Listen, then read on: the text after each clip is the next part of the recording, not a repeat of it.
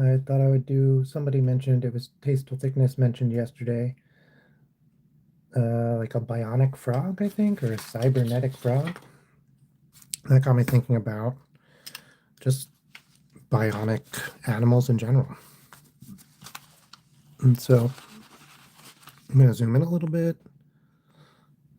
Oh, thanks for the links.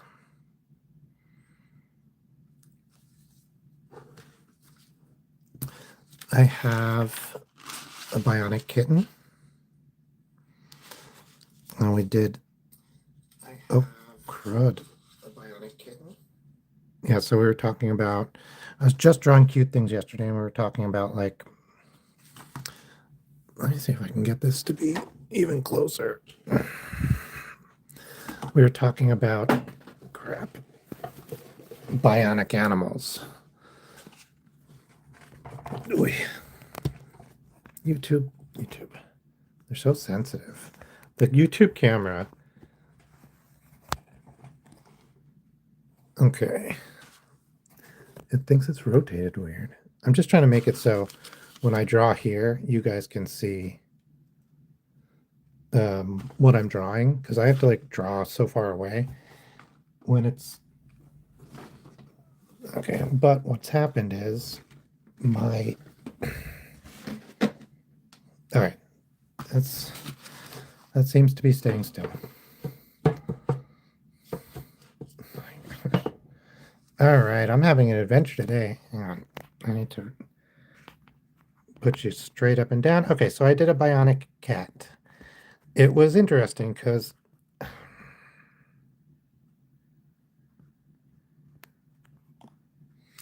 when I did the cat, I started feeling a little sad, but it's actually good, right? Because now this cat can lead a full and lovely life. So now we have bionic cat. He's got a bionic leg, or she. And I was thinking maybe even a bionic foot. Oh, thank you, Oddfud. Maybe even a bionic foot, but we can. I'm saying bionic, right? A lot of this would be prosthesis, but then we also have maybe a diabetes pump or some other type of pump and a hearing aid or a hearing accelerator. What is it really called? A hearing. So I thought we would do a snake.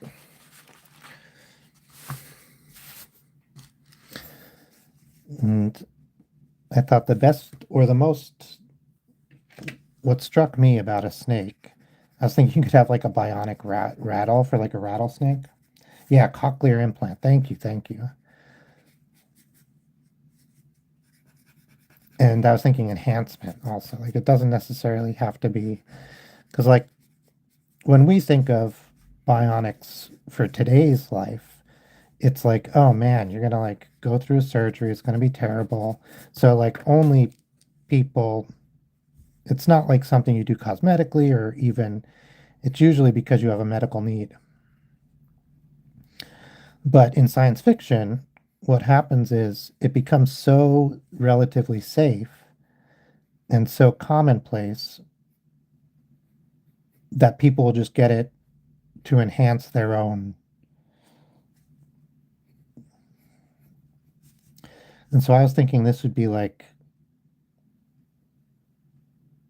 future. It could just be animals with disabilities, and we are giving them.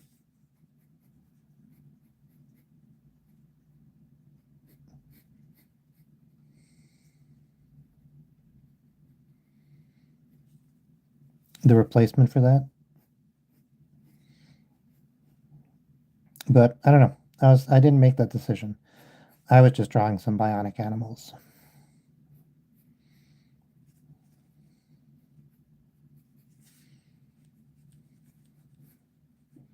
It seems right. There we go. I was like, I know that there's something off here. I couldn't tell what it was. We got that.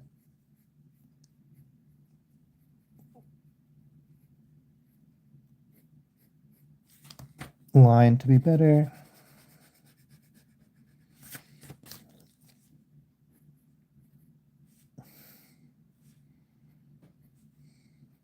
I don't think this kind of snake usually has fangs, and certainly not fangs that stick out. So what we'll do instead of the fangs is we'll give it a little smelly tongue.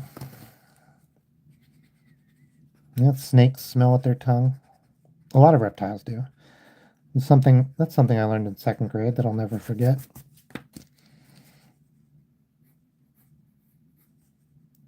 I learned recently that snakes are the boniest animal in the world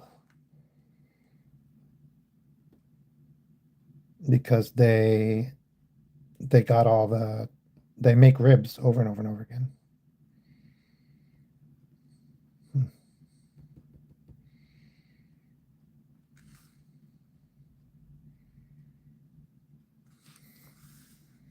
All right, let's do another animal. Maybe goat. Kind of a bio enhancements what goats have. Let's just do a goat anyway.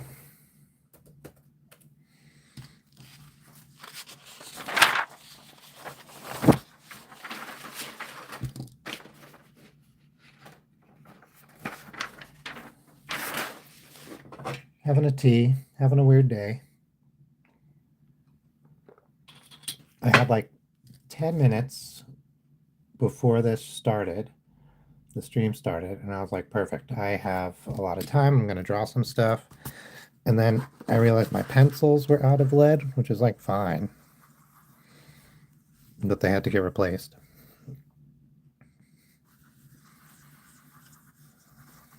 I'll zoom out. And then we're doing a goat.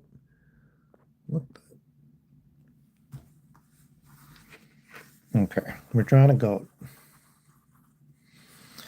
So we're going to get the head looking at us. There you go.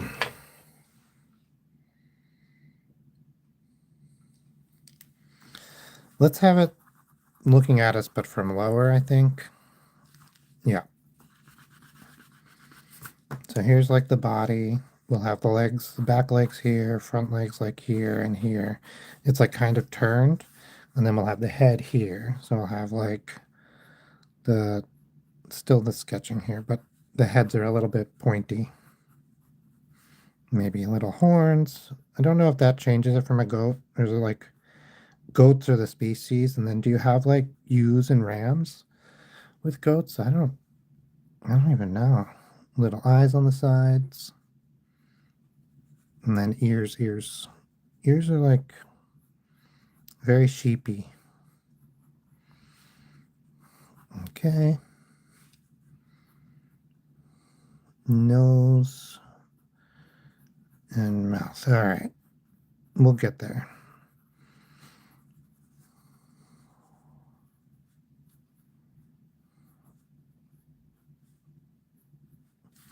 Top of the head is a little off, but that's all right. It still has some of the guidelines. So we'll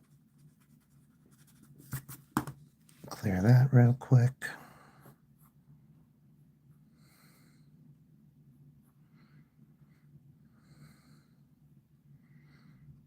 Let's just get the eyes a little bit more secure. Oh yeah, I think I watched that when it came out. It's Brad Pitt and George Clooney. Whoa, why does this second eye got so messed up? Yeah, the men who stare at goats. It's about, or it's a satirical take on MK Ultra, I think.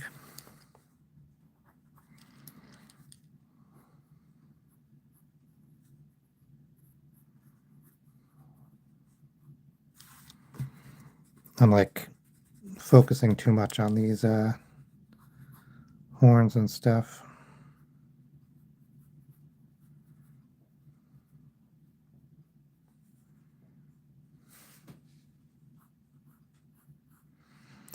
I've been having a lot of trouble lining things up lately, and I'm self-conscious about it.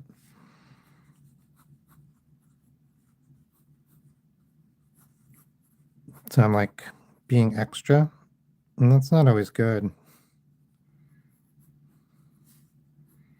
I haven't even decided what the prosthesis is going to be for this goat. Maybe like um like metallic horns I think maybe an eye.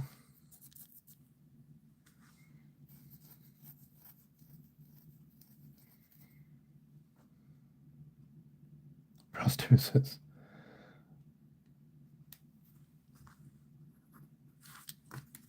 All right. Let's work on the body a little bit because I am in a weird place. Yeah, so and then I sat down to do this stream, no problem. I was feeling pretty productive, a little weird, but not bad or anything. And then my desk like shifted, and I'm doing the leg backwards. Shifted forward, which is fine. It's actually like more flat, which like is helping me with the getting things correctly proportioned thing. But this kind of looks like a cow. Gosh. What it's also done is made my cameras like mounted to the wall. And so as my desk shifts forward, okay, I'm deleting this head and we're starting again with that guy. What the hell, goat? Like it's his fault. Oh my god, the espresso machine broke. Ah, what a life I live. I had to have tea because the espresso machine broke. I'm doing a boring goat.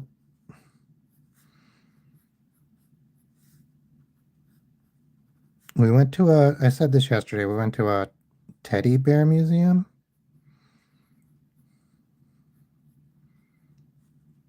It was fun. The guy there was like, also, the house is haunted. Ooh.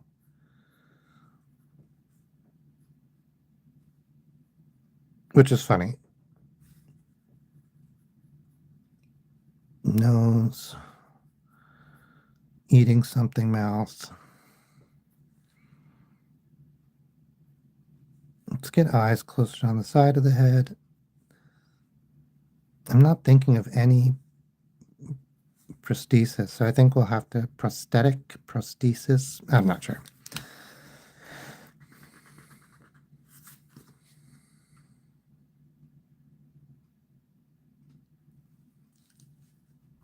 this, this, this is too small. I'm having a day. I'm having a fit. Let's do goat, same thing, much bigger goat. Let's get this so I can actually draw something on it because trying to do a prosthetic on a goat is that small is not going to work. Also, I think I didn't draw a neck.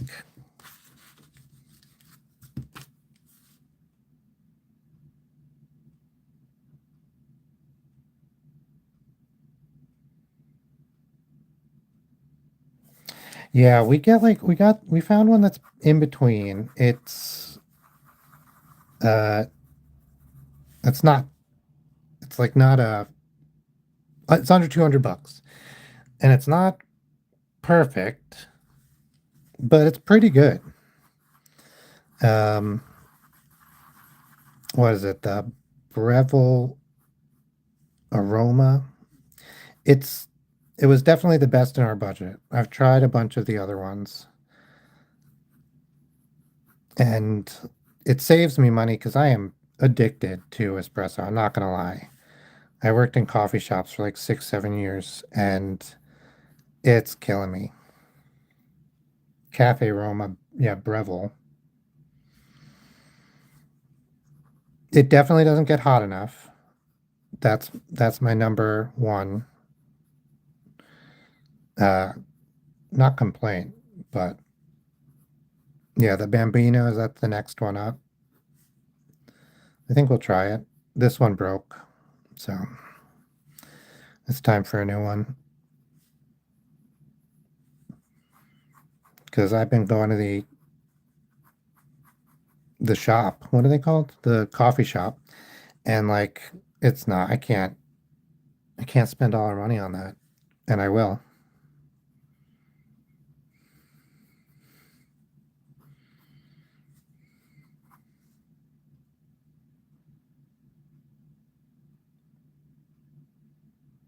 I'll look into it. Let me write this down. Flare press. Let me write it down on a piece of paper I'm actually going to see.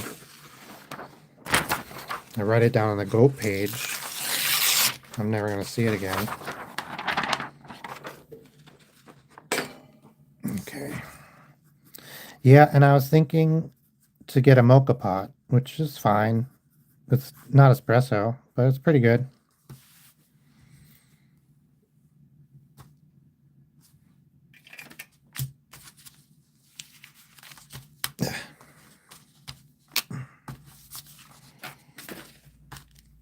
All right.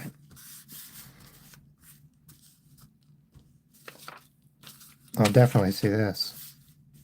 It's too far apart. All right, there we go. Okay, yeah, see now the goat's coming along. Looking normal. Looking normal.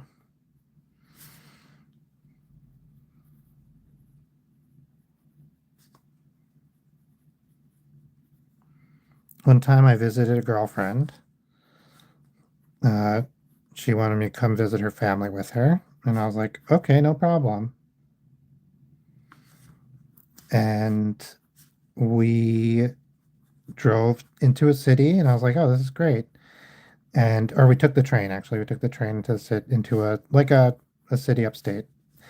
And then went like her mom came to pick us up in the like oldest, rattiest pickup truck. And then it didn't start when we got in it.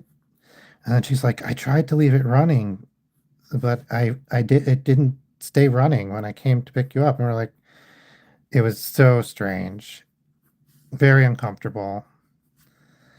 And I was like, okay, it's just like, like they took the beater car, no problem. Like this is not indicative of the whole trip.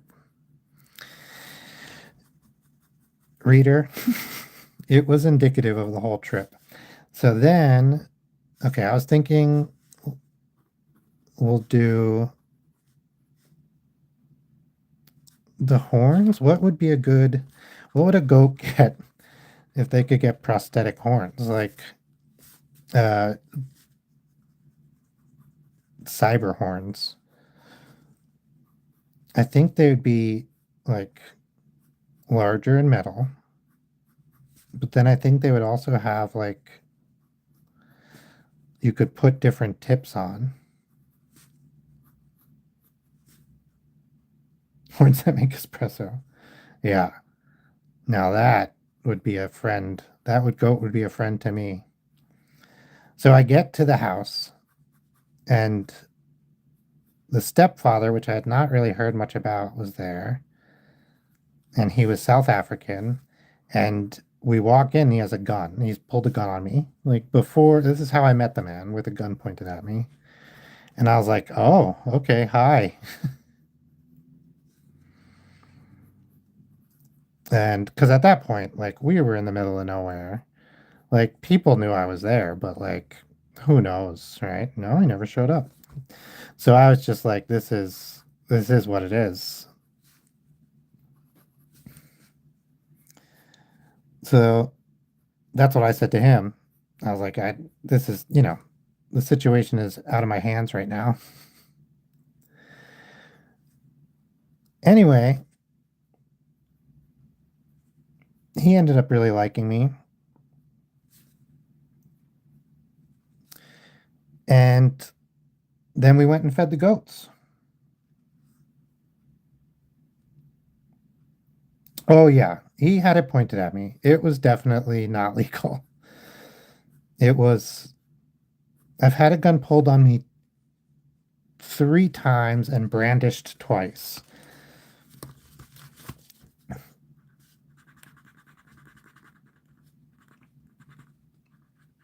And like, I don't know. It's terrible. But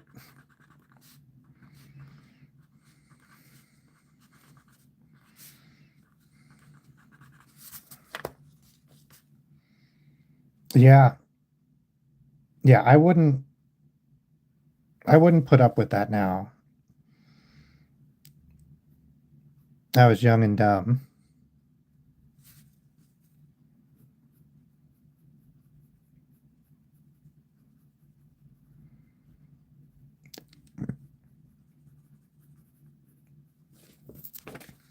I don't mind these horns.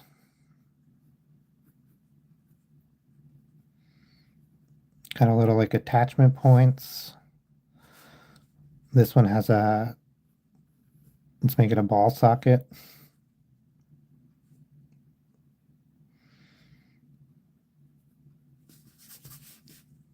Oh, let's have them be controlled. Let's give them like a control node. When I worked at the bowling alley, the old machines, the bowling machines were from, I think, 56 or 54. And they were controlled by computers, but they were like mechanical computers. So you had this big thing, and like the timers would be literal cams that rotated and had a like a different shape on them for when the time came up. So like yeah, all sorts of stuff like that. But it was all just to generate the proper electrical signals and different times and all that stuff, and to do checks and everything. Like it was just a computer, even though it was all physical. It was doing what we would use a microcontroller for nowadays. And so somebody who had worked there before me had designed a microcontroller replacement. It was like a Raspberry Pi essentially, but I think it was Arduino. I don't think it was Raspberry Pi. That did everything that the bowling machine was supposed to do, or that computer on top was supposed to do. But it was really cool to. We still had the computers. They were expensive at the time, and oh, the guy didn't work there anymore. So we had a couple that were this one guy's design that he had replaced when the old ones had gone bad, and then AMF made ones that were like really expensive. So we had the couple of Arduinos, and then we had a couple of the AMF, and then like which is the bowling company that made the machines, and then I think they were like $1,200 for one, and then the rest were just still these ancient, I say ancient, 70-year-old, 80-year-old uh, mechanical computers. Real interesting.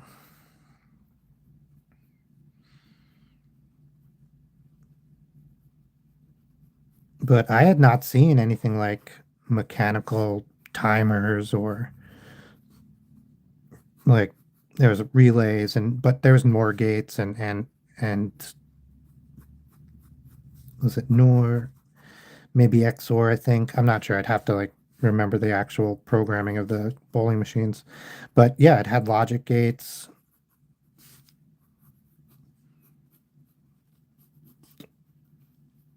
I think the classic yeah, so they had goats and we went out to feed the goats and they like pushed us around and they were stinky, but I don't mind the smell of goats. Like goats are stinky for sure, but it's like a certain smell. And I grew up like in the country where there's like lots of farms and it stank all the time. And goats kind of just smell like that.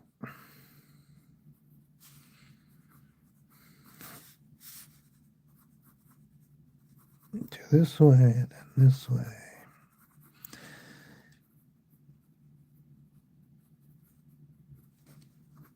Yeah,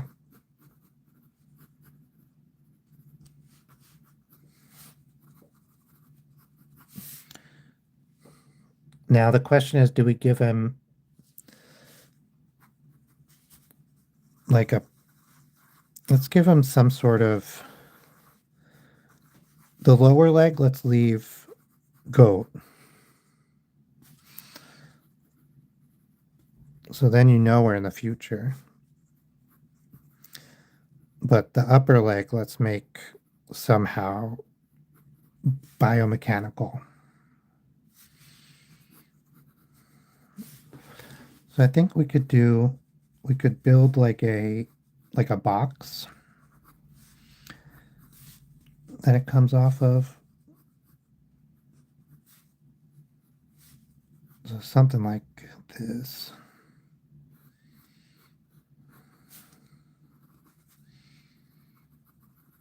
Okay.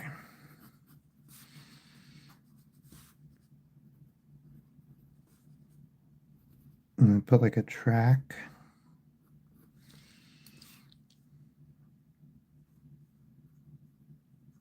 Would it be free moving? Would we do? Let's leave it as a track. I think that makes it easier to imagine anyway. So they say there's a lot of the stuff we could technically do. Uh, Grand Seiko. Ooh, I'm not familiar with the term, but I will type it into the Google machines. Oh, okay. The watch. Yeah. Piezoelectricity, man. Friggin' astounding. And then, like, I was reading somewhere where they found all these, like, trails of, like, large quartz stones that are laid end to end, and they're shaped like this. So it's, this is the ground, there are these quartz stones, and they're all touching, and they're all like, it's like a huge construction from prehistory. From the top, you can like walk along it. Like, I think they're about this size. If that's a man. Well, he's close. So they would come up to about thigh height.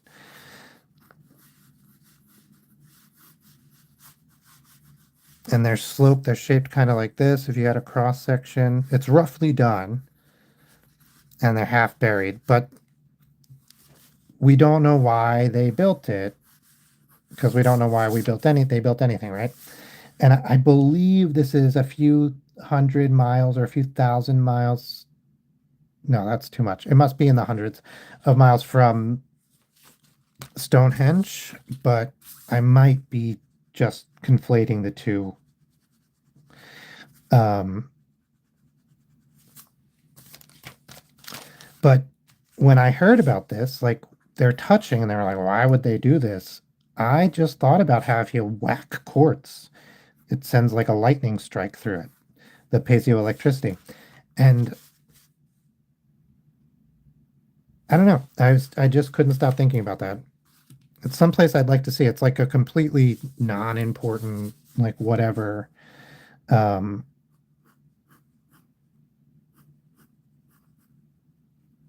historical artifact. What is it? Not artifact. Hey, Aubrey, welcome. Love the hearts. So CMonsterYK is a reference to cyan, magenta, yellow, and black. The monster is magenta, and accurate, by the way. And I've been messing around with doing a cyan, magenta, yellow, and black heart, because I think on YouTube they all pop up, they all show up.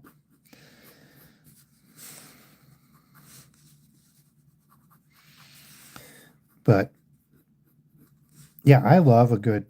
I had a watch, an expensive watch, but it ran 10 minutes fast over a 24-hour period. And the company would not deal with it. And so I just let it sit. And I don't know, it got lost in a move.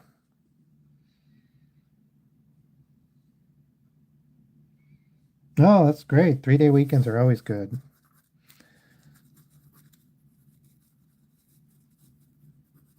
We're doing mechanical animals. Well, not quite. We're doing hybrid animals, cyborg animals, basically.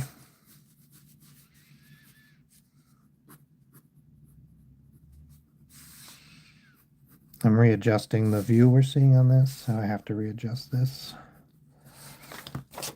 Okay.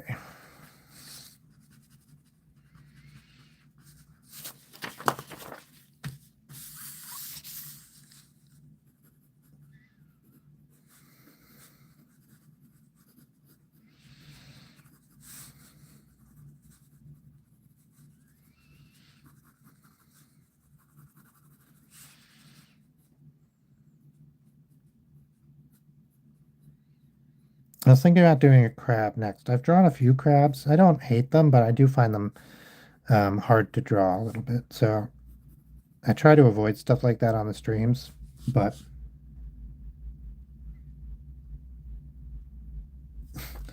does that say I have a crack in my screen? Does that say autistic? Yeah. Are autists known for having eclectic or diverse musical tastes?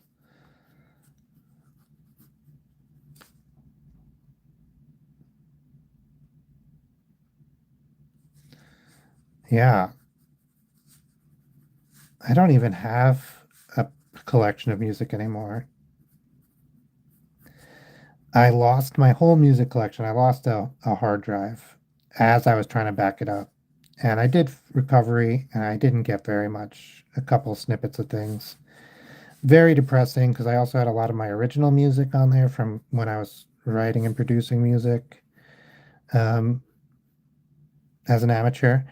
And I just got really sad about it. So I was like, I didn't stop listening to music, but I have not built up barely any collection.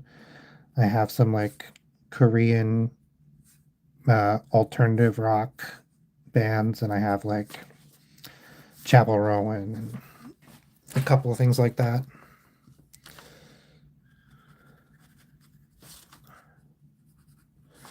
The goat did not turn out too bad. I mean, I like it actually. I mean, too bad.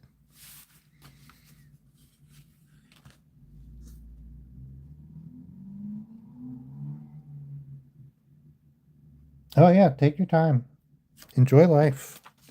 Thanks for stopping in. Hope you come back.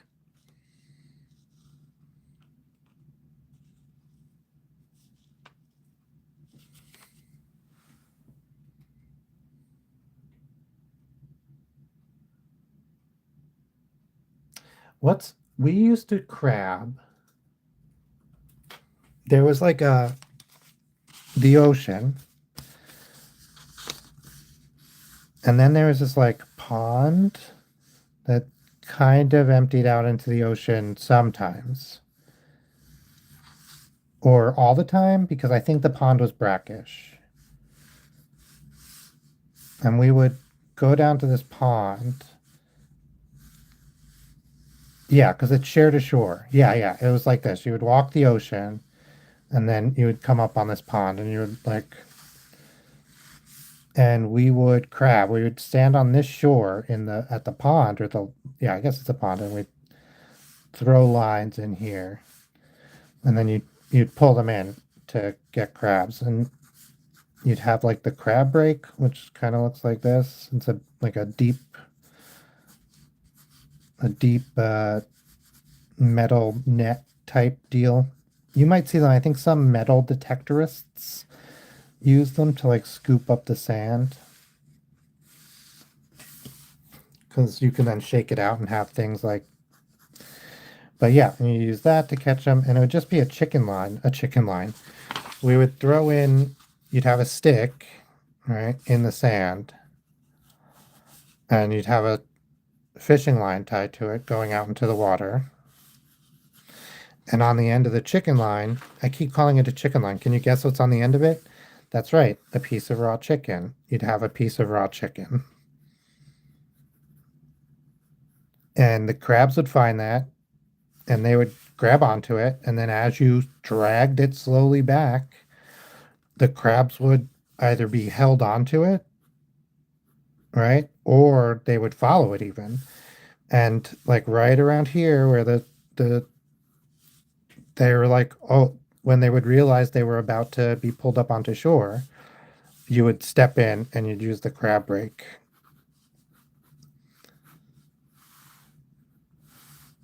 and scoop them up. bloop, and then you shake out the sand, and you get blue crabs. So there's that.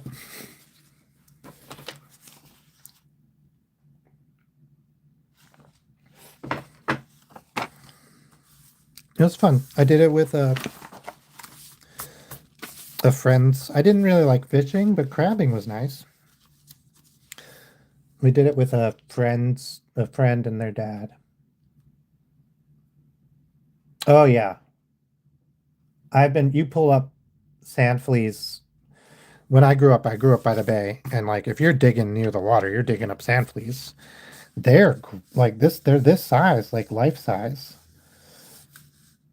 Some of them get a little smaller. And they have like the carapace and then like all the creepy little legs. And they wriggle and jiggle. Ugh. Yeah, I hate them.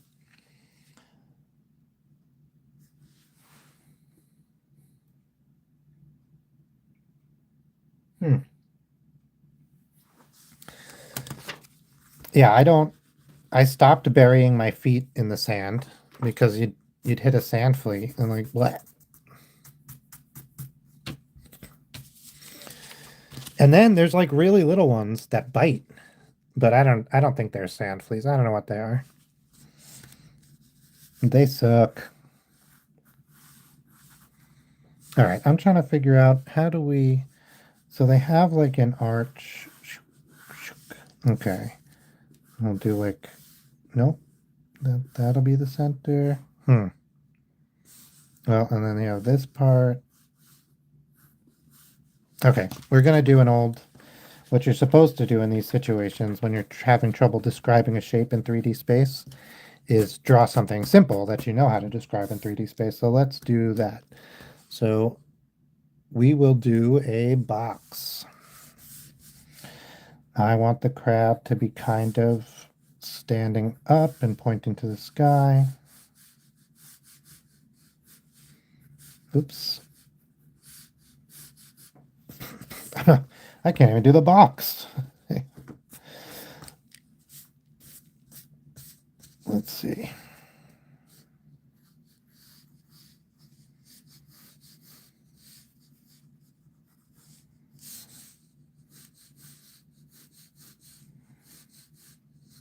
So I do want this to be falling back a little bit.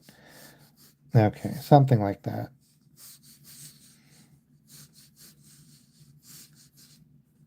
Yeah, that feels right. And then this line and this line are not exactly the same, but they should be pretty close.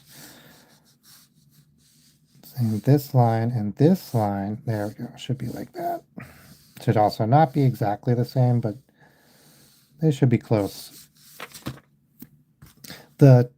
Yeah.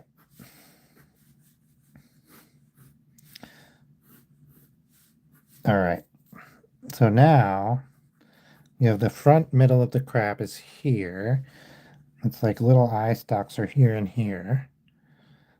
And then it curves back to like here. So we can do that real quick. And on the other side, we'll do the bottom first. Where? Okay, we'll draw this back leg too. I mean the back arm of the box. So we can see what the heck I'm doing. Okay, like that.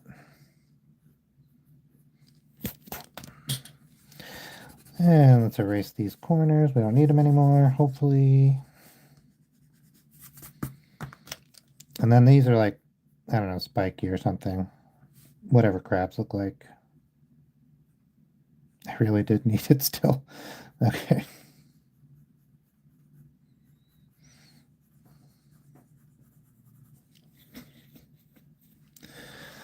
All right, that's good. And now from this part, and if that's well, where's the center of this back one? If you draw an X from corner to corner, where the X crosses will be the center line of that box, even in 3D space. So that's helpful. I learned that from a like how to draw comics book or something. pardon me. Okay.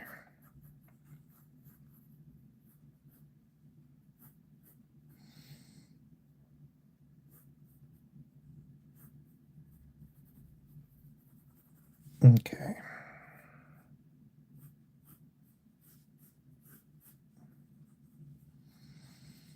And we won't see the top back one, so. And then he has a bunch of legs coming out of here.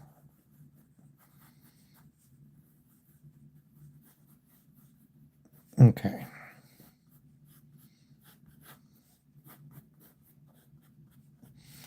That's feeling good.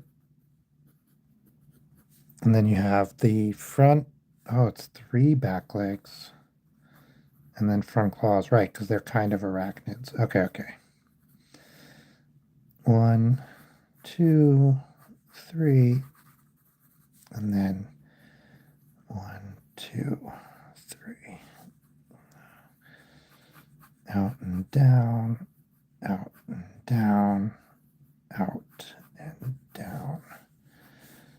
Maybe out and down and back, out and down and back, out and down and back. Something like that.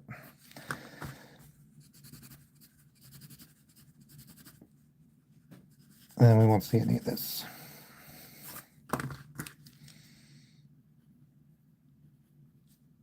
So we're just seeing a little bit that'll peek out from the belly. So I thought obviously we'll do the claws. That feels like the most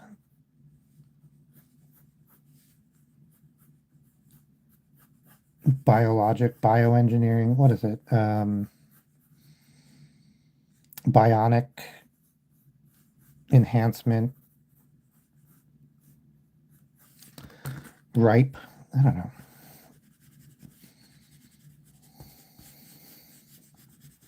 Okay, we can erase some of this box now. We pretty much know where this crab is in space.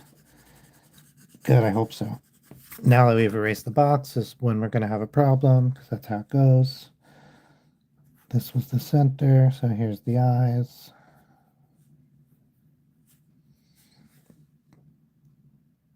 It kind of has a flat.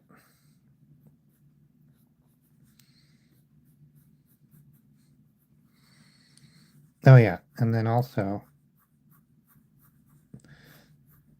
it's like the belly's all rounded coming from the eyes. Okay, there we go, there we go. The carapace kind of overhangs a little bit. And then I think the claws, the claw meat, the claw guys are like here. And they're like big and hunky. Boom. Boom. Big hunky claws.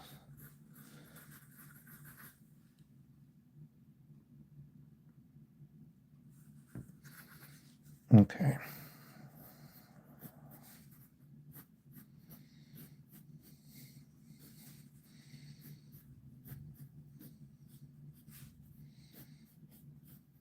I'm pretty sure they have 3 segmented legs. So I'm going to do that. Hopefully that'll help me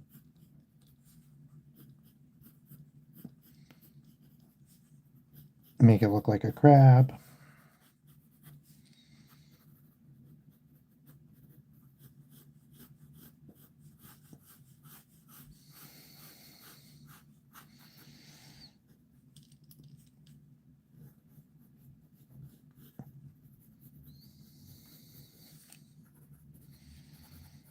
Okay, so now what's the...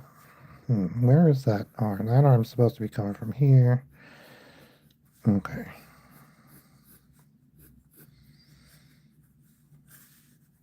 It's just like...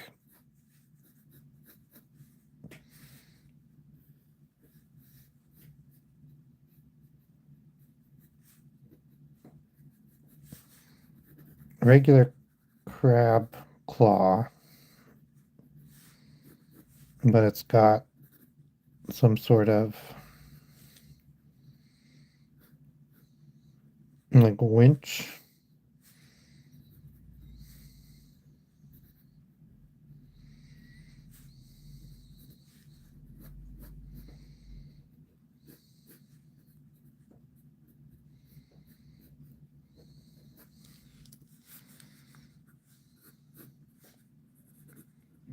Or like completely irregular crab claw.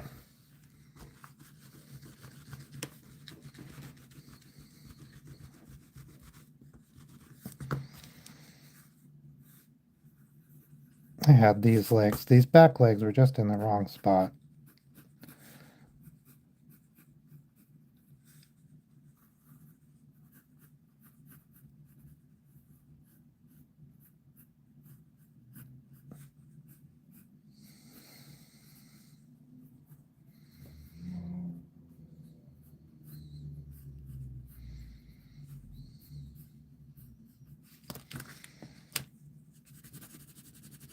There we go.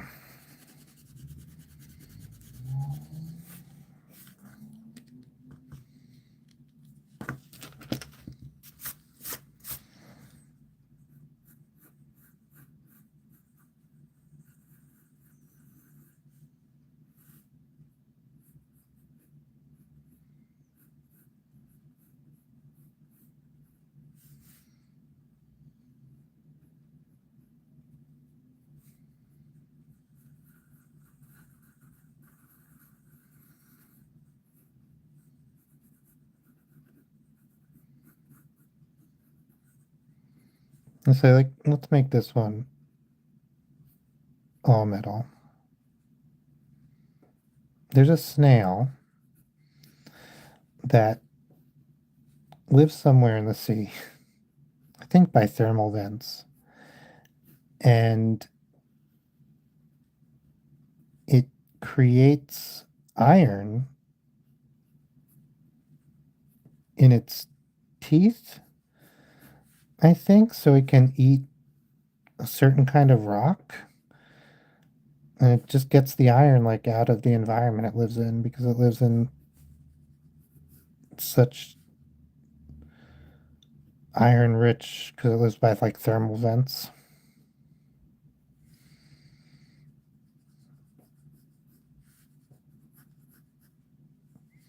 Let's have it be opened.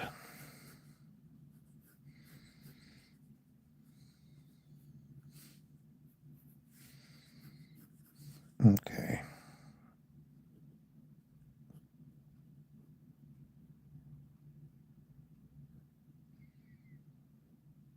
Man, I want espresso. Dang espresso machine.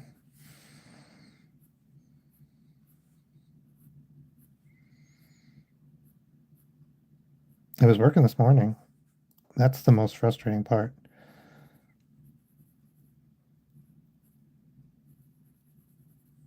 I'm just going to shade like down going that way. Hopefully that'll give us enough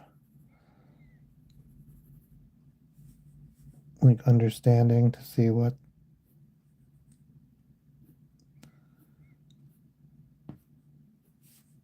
enough differentiation so it like reads clearly.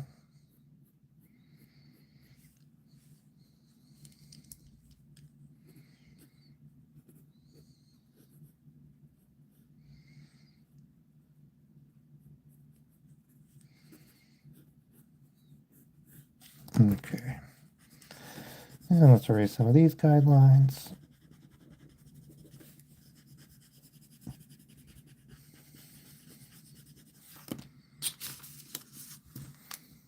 It's my big eraser. Here it is. This is my medium eraser, actually.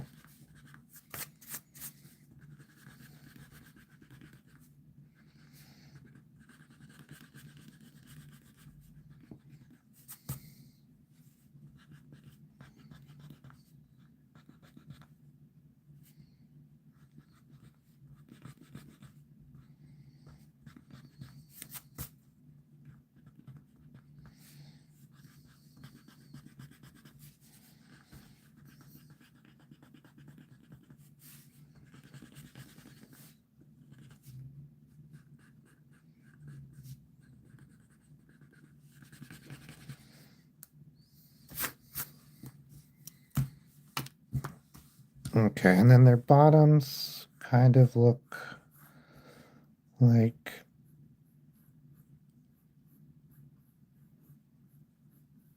this is a very simplified sort of.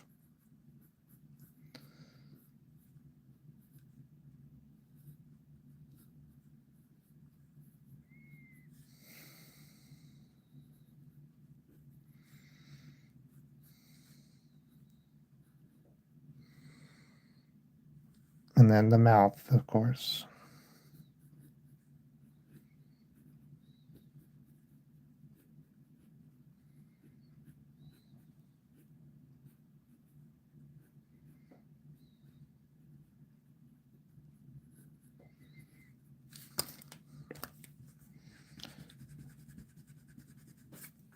Let me be a little bit more precise here.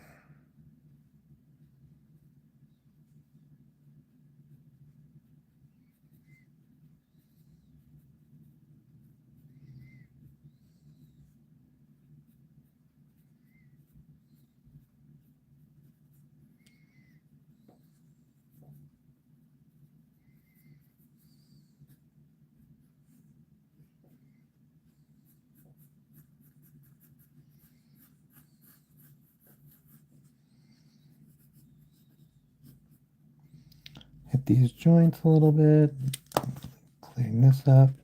I made a lot of changes over there.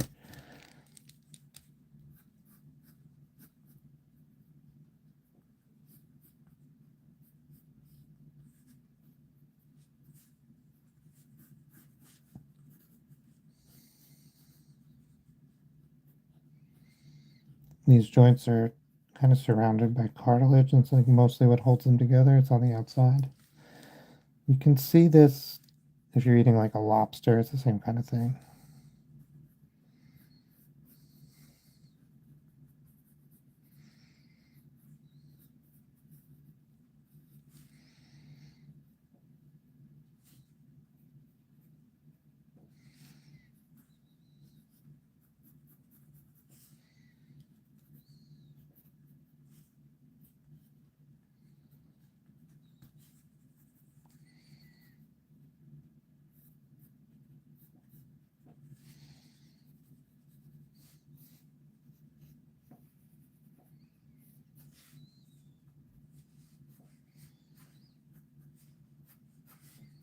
I think this guy's got Wi-Fi. I don't know why, but he does.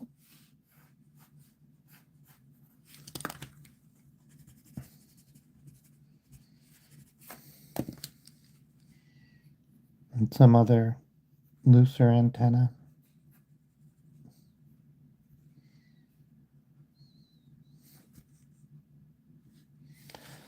We got the. We could tip these other. Let's tip these other. Oh, I agree. I agree. The tails aren't too bad, but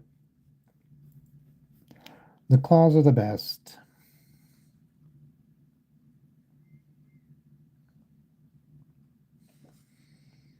Although sometimes the claws, depending on the size, the claws will be like too soft and like unformed.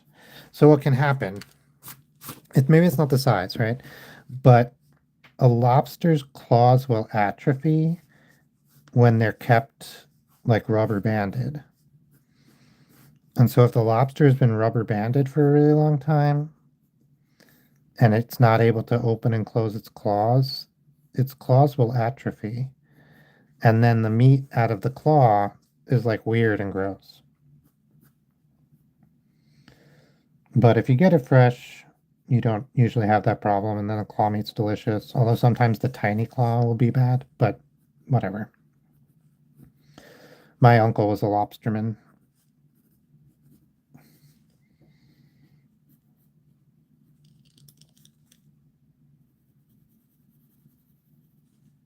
Doodle.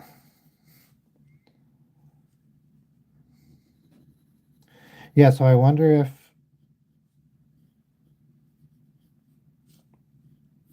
Well, and then the body has a lot of meat in it too, but it's annoying.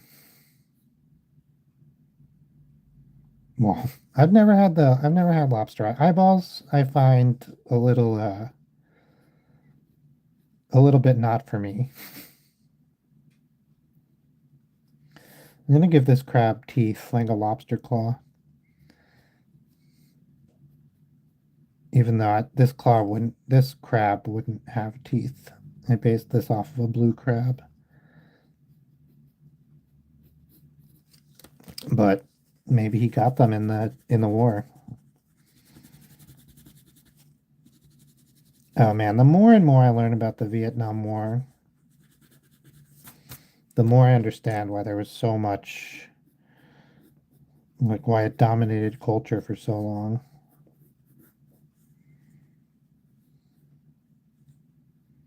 I'm trying to figure out, I want to do some sort of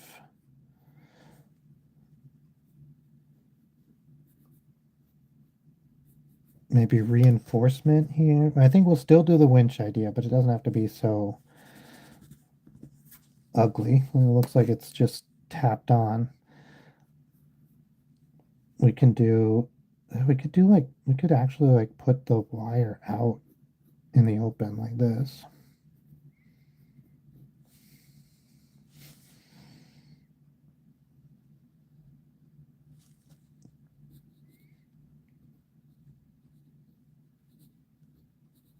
We could literally just have an attachment point.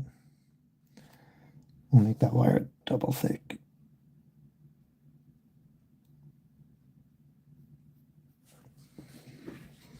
Oh man, I did not know that. I do like mustard greens though.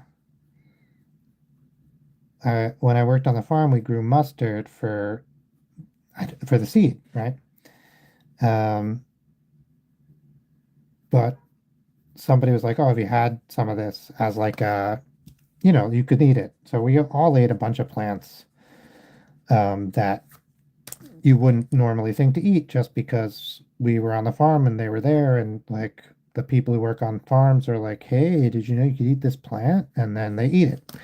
And so we were doing that, and somebody was like, "Hey, did you know you could eat this mustard, like mustard greens?" And I was like, "I did not. I have never heard of that." And it's delicious. It's got like a really nice spice to it. It's really good.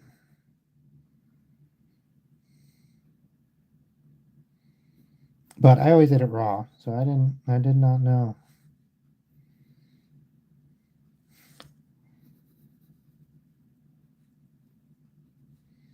But I guess that kind of makes sense because didn't they call it mustard gas because it kind of smelled like mustard? And so like it would make sense that there is some small amounts of mustard gas when you cook mustard.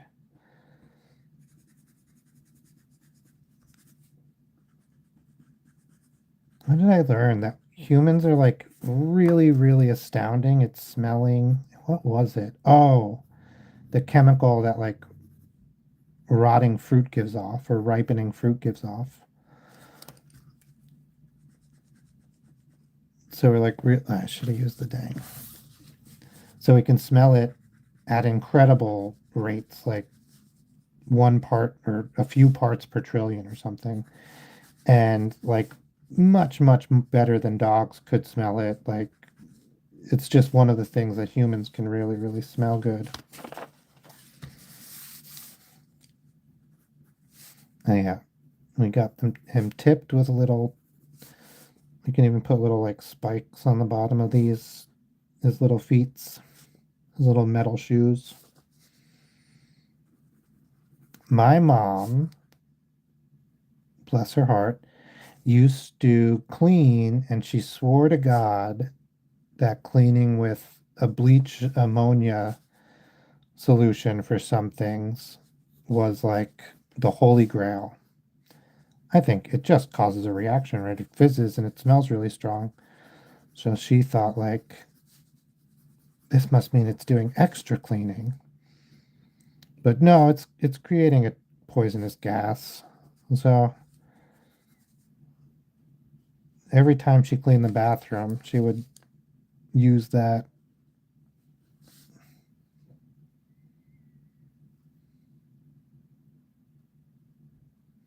Yeah,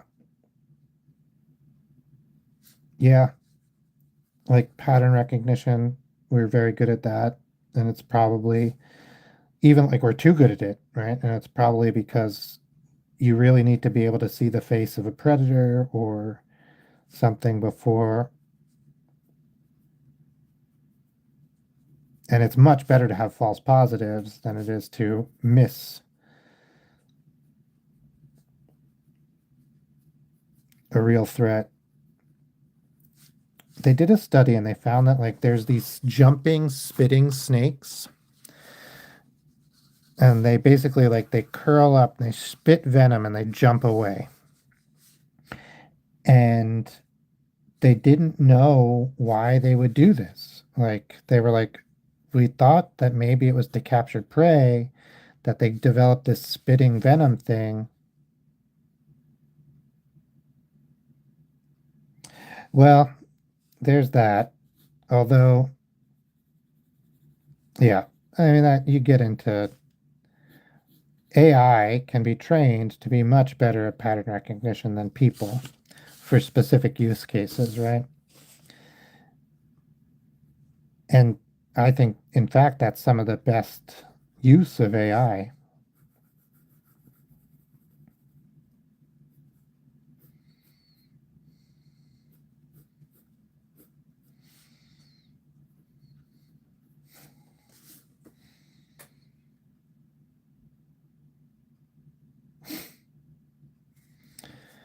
Uh,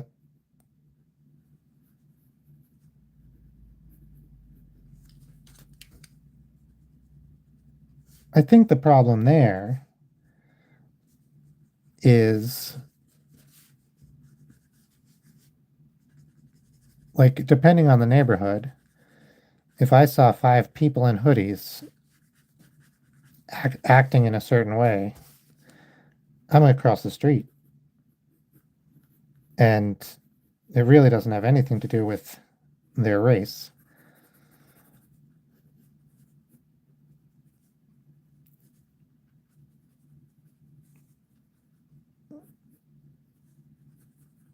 And depending on the neighborhood, their race is going to be much more likely to be a certain type, like either black or white or a different race, depending on the neighborhood. And if the neighborhood is dangerous, and then you can make that kind of association. Um, but it's kind of a causation, like, what is it? Causation does not equal or gender. That's true. That's true. I, yeah, I've definitely crossed the street to get away from a smaller group of crazy looking, weird acting white women. So, but yeah, so like there's the,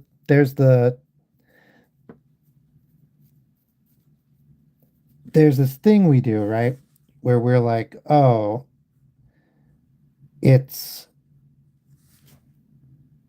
this thing is common and how am I trying to say this? It's like ice cream doesn't cause shark attacks, right? Like we experience something and we take the wrong message from it, right? Like,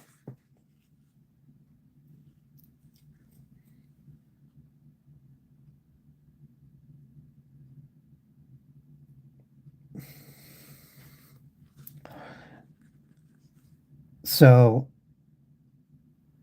there's a problem with the data because it's poor people are much more likely to commit crime, right?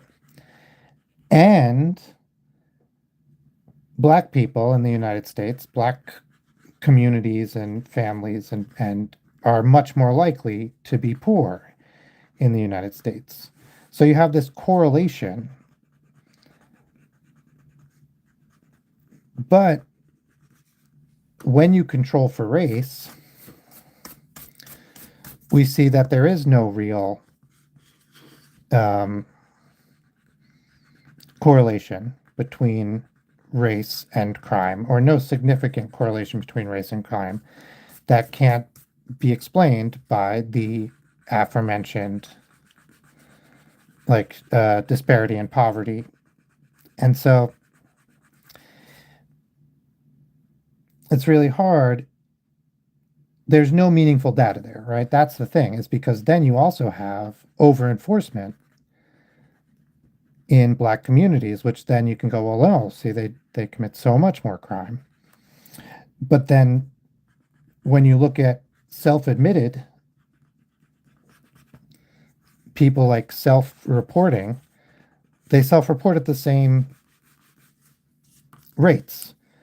So it doesn't seem like there actually is more crime. It just seems like they get more, they get enforced more, they get caught. Like,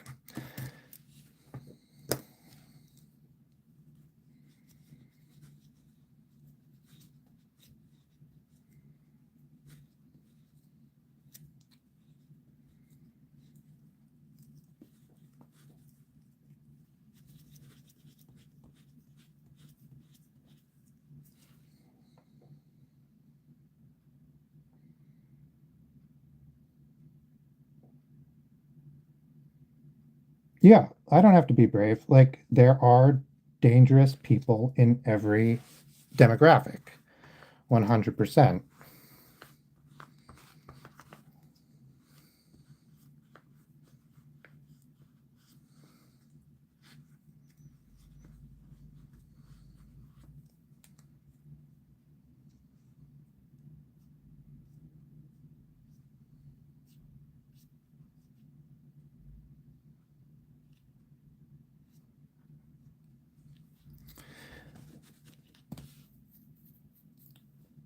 Yeah, well, if I'm wrong,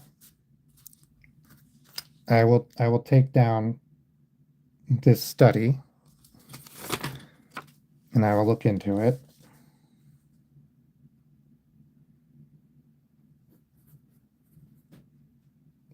I do not have a source off the top of my head, but I have read a lot about this.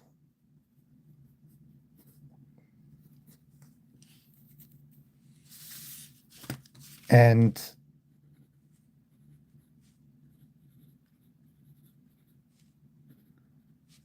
this might be, as I was saying before, it might be the enforcement problem.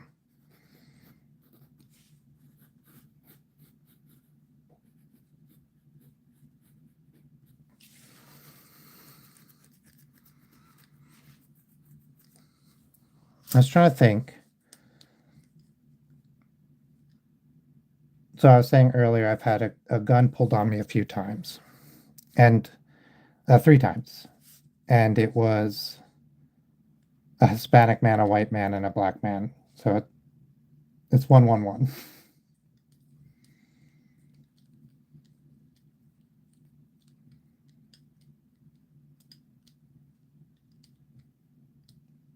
Yeah, but where is the data coming from?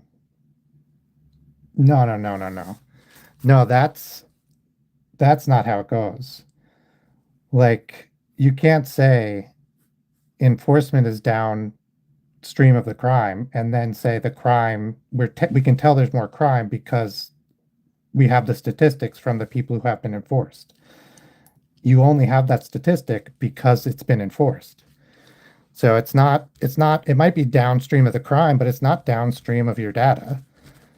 It is your data. So if something's being enforced more, that's like they've shown over and over again that if you have police in schools, more kids get arrested, right? Are more kids doing crime? No. Police in schools don't cause kids to do more crime. That would be a crazy thing to take from the statistic. Instead, it shows that kids are getting caught more for doing crimes and crimes are getting enforced more.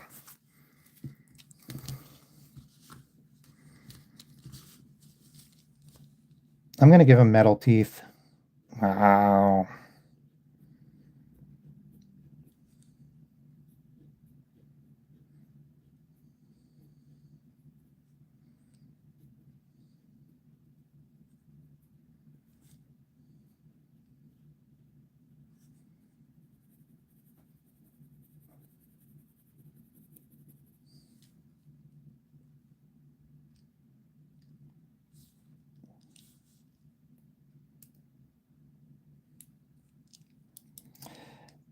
So saying things like the safest parts of Guatemala are the most impoverished, uh, you have to ask, are they also the least populated?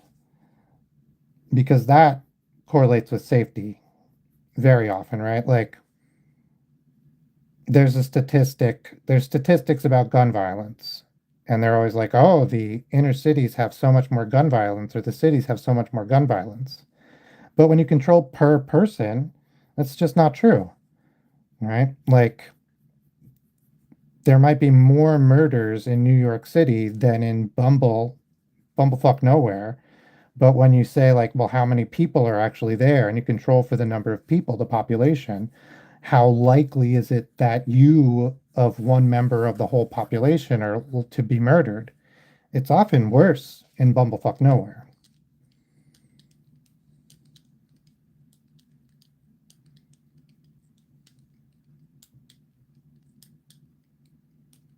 That can also be that can also be like you can't say that when a huge part of culture in the United States has been determined by how people look and their and the discrimination like because of that, right? Like culture and genes might correlate.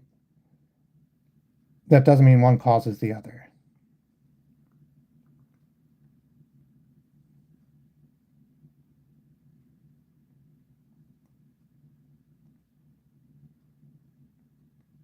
Oh, and I also think that a gene,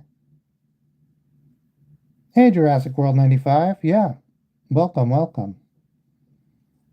I do think like certain genes definitely cause an increased risk for addiction. And I'm sure that there are certain genes that cause an increased, like, I believe like there are genes where people get really angry, right? Are much more likely to get angry. We've seen genes that cause mental health that correlate to mental health problems. It's much trickier to prove a gene is causing a thing, but we can see that they correlate, right? Um, which is something.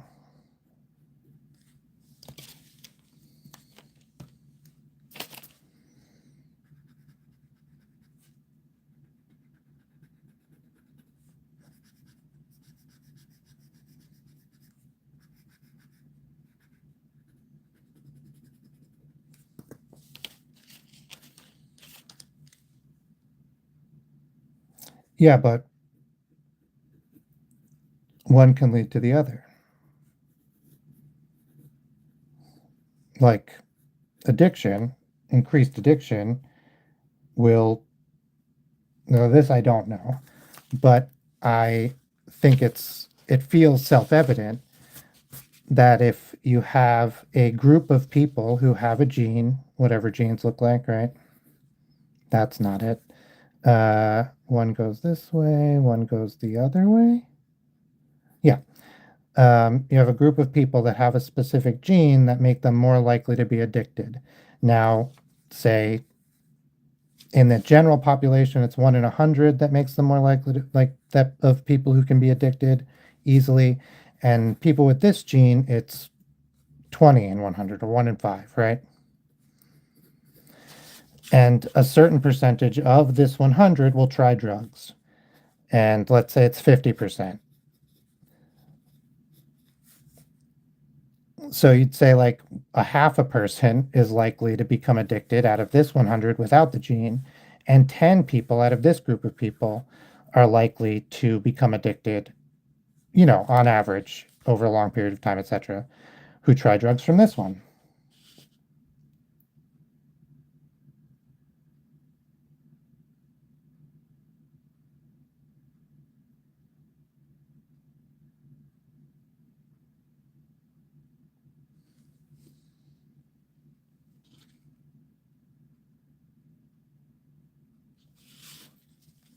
And then we've seen that people who are addicted to drugs will often commit more crime, will commit more crime. The group of people who are addicted to drugs will commit more crime, and part of that is violent crime. And so people with this gene are going to commit more crime, but not because this gene causes people to commit crime, because this gene causes people to be more susceptible to addiction. And that's true. Now, can we say, oh, you have this gene, or this population has this gene, so they are more likely to commit crime? Sort of, but that's not the whole story.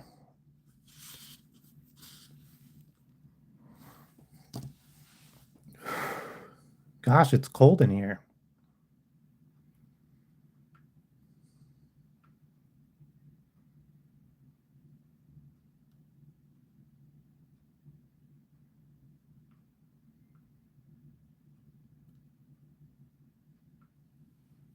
My tea is ice cold.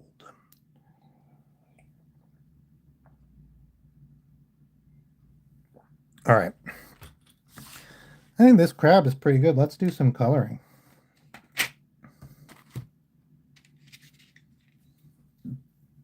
So this is a blue crab, so he would be mostly blue.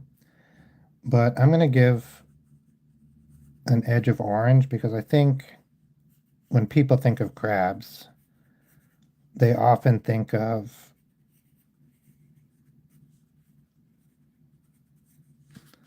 like orange and red. I know I do. I'm going to try to avoid any metal parts. Anything that's not like itself crab. I think the underbelly is mostly going to be white because that's usually what they are. Oop, that's metal.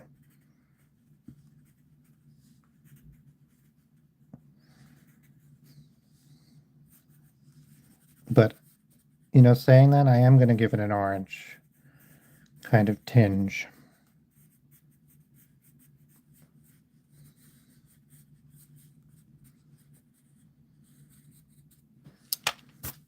All right, now let's go with the blue. I think I'll start with the lighter blue and then see how I feel, but probably I'll go on to the darker blue. Actually, this looks pretty good. We'll see, we'll see.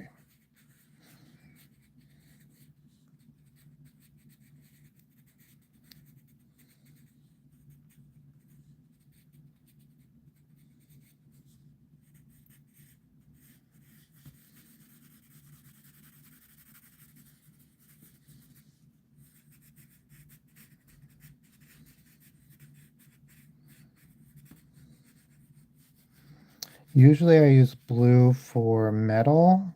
I think it works pretty good, but we'll have to, maybe maybe this metal will be brass. And we'll use a brassier color.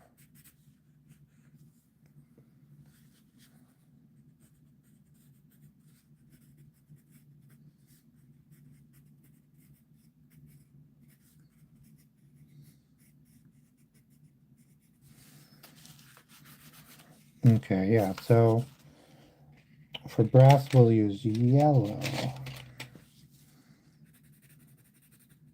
I'm going to go right in with a pretty hard color, like a pretty hard yellow. I probably should have erased the pencil, but it's fine. Let it be dark and tarnished.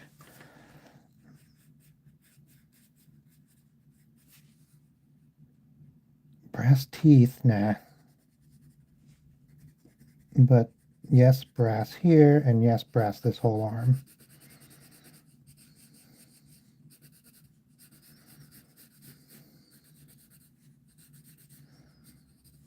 I like brass. I find it aesthetically pleasing.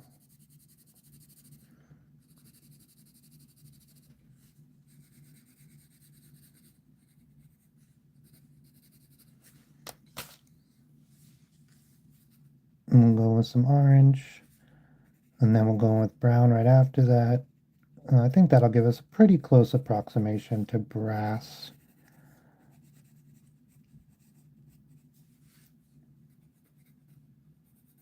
I think the yellow and orange Oh, cool. I don't know the blue lobster meme off the top of my head. I wonder if I do know it. But yeah, I want it to be blue, kind of like the blue, like blue crab. I might have said that already.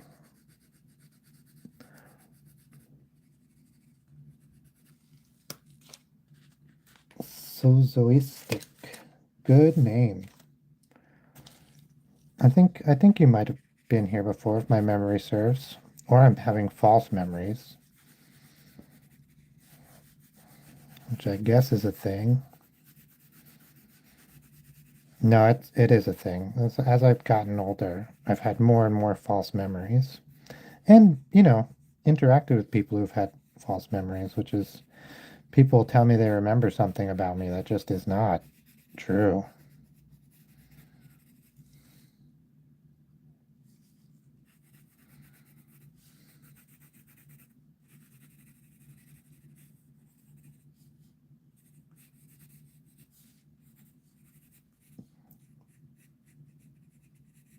Oh, I just thought maybe a little blue on the brass would look good. I think it does. Like it adds some complexion to it almost. It gives it a little green tinge. It sort of makes it look tarnished. Okay, okay. I thought so. Sometimes my brain, though.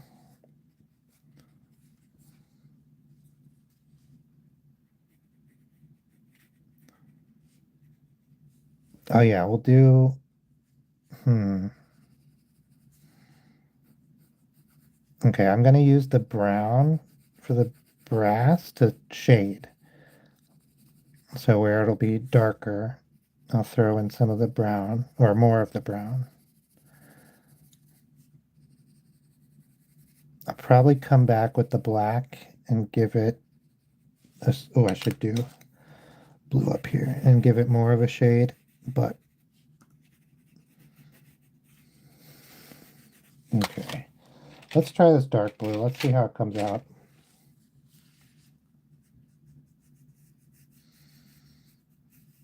Okay, I think I'll do what I did with that brown, I'll do with this dark blue. And I'll just hit it where places I think it needs a nice like shading. Things that are further away, or I want to really redefine the shape or define the shape.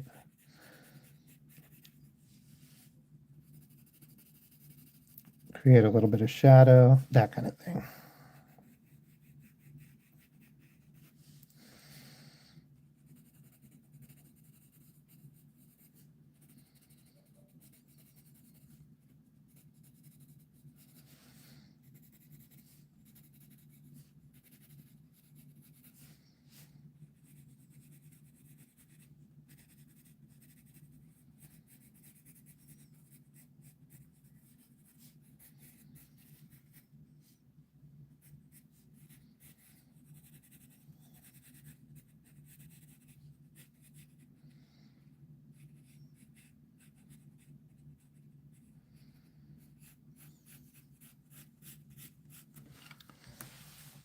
All right.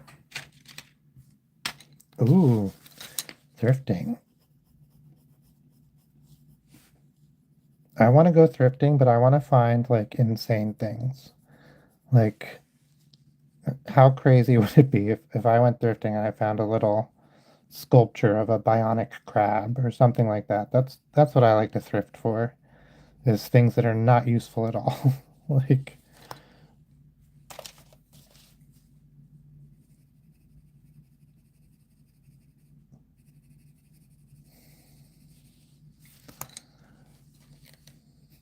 hmm,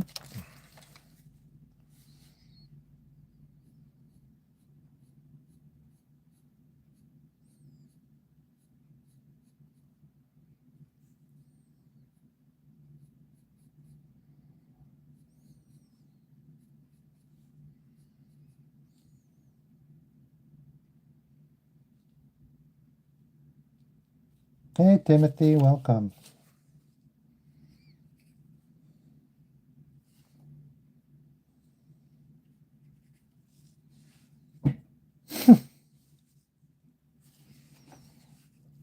All right. I think, oh, I want this wire to be black gray. Ooh, Sculpey clay. I love Sculpey clay. Excited.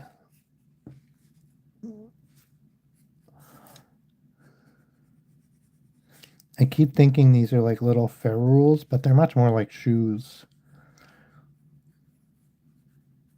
All right. I'm gonna ink this. I wasn't thinking of us gonna ink anything today.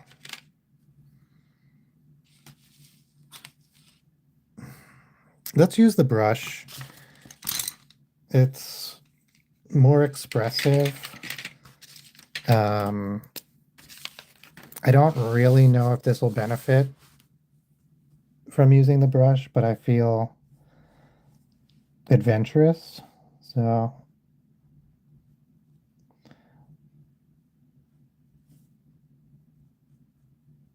with the brush, I have to remember to be like a lot looser and a lot almost faster.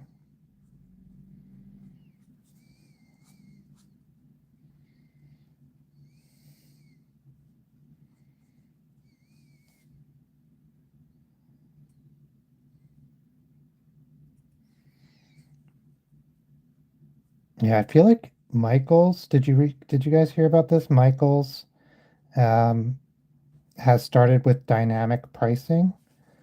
So like they don't have prices on things anymore on the shelves. Says they can charge different people different prices for things,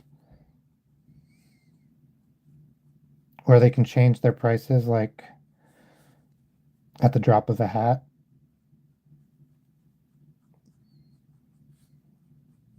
Target has also tried this a little bit where basically like they have personal data collected on you, right? And they know like what something is worth to you, and they will change the price accordingly.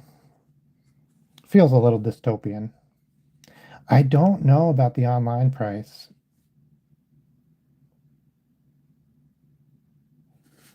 I was thinking about that when I read the article.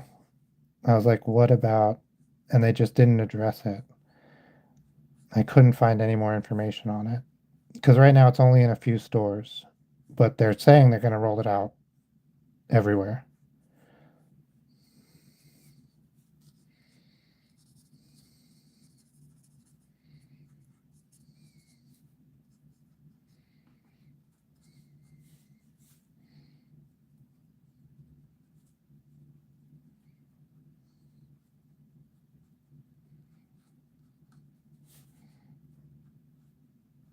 Yeah, but that feels, I don't like, it feels icky. I don't have like a logical or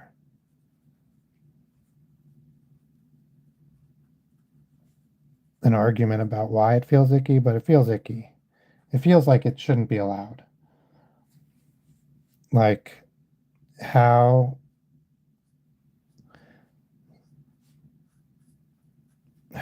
you know why I think I don't like it is I worked in a touristy town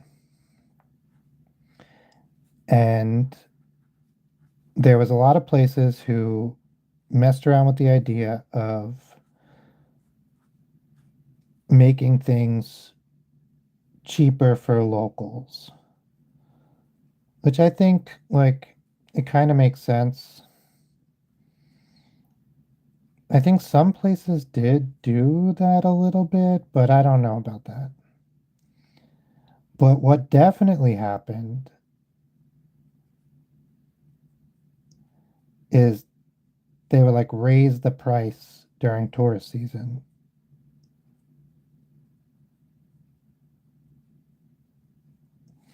And to me, you start like going down a slippery slope of like, how come it's more expensive for that person and it's cheaper for them or cheaper for me or so then like I don't know. Like I said, I don't have a good argument for it. There was just a actually talking about thrift stores and this price type of thing. I just saw a woman was kicked out of a thrift store for complaining about the manager because the manager was yelling at her, yelling about her, not even yelling at her. She was saying things loudly about how she didn't like this customer so that the whole thrift store could hear. And then the customer was like, "Can I talk to the owner or whatever?" And then they got the owner, and she was like, "Hey, like this person is yelling at me, and also like I didn't want to say anything, but they like really comment and say I shouldn't be buying the things I'm buying, and they charge me more, right? They will, when I try to buy something, they will double the price that's listed on the tag." And I think this is what gets me, right? Is like having different prices for different people based on whatever personal information you have on them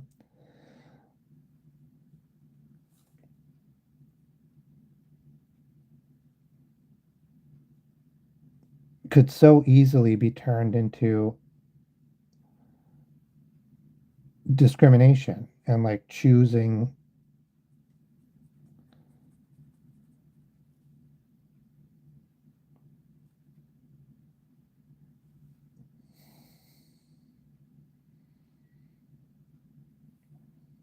Oh yeah, how far you traveled, that's a thing for sure.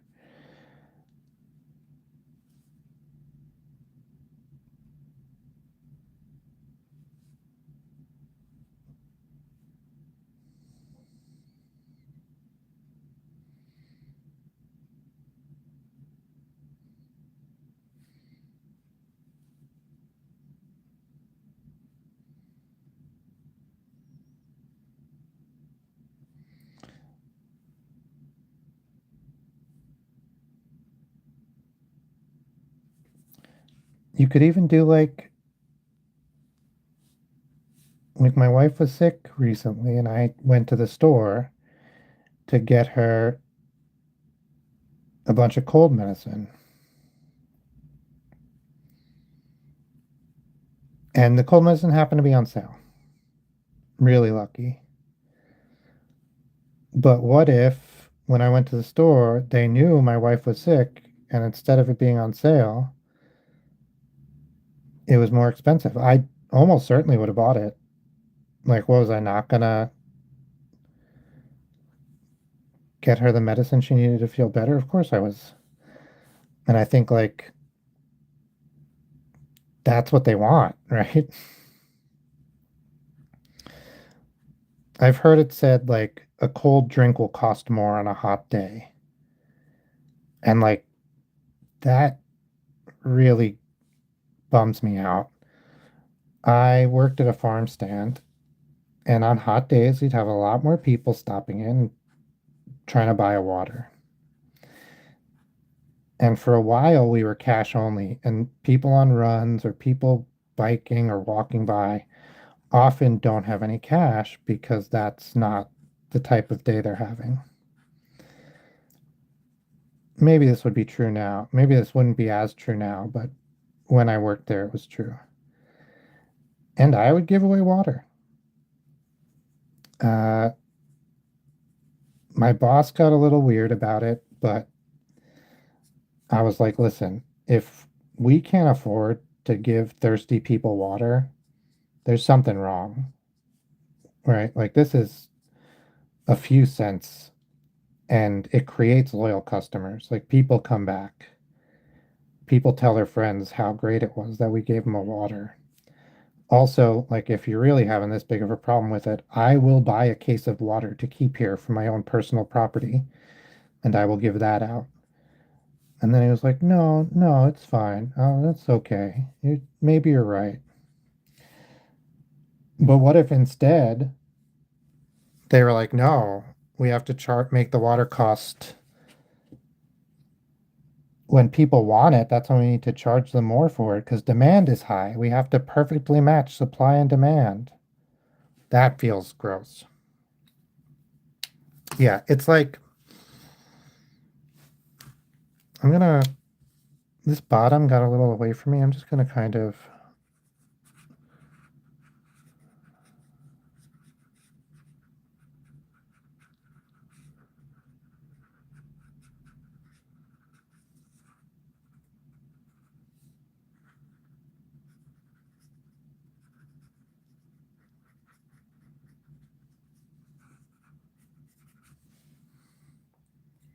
yeah, I over inked, but otherwise I like it.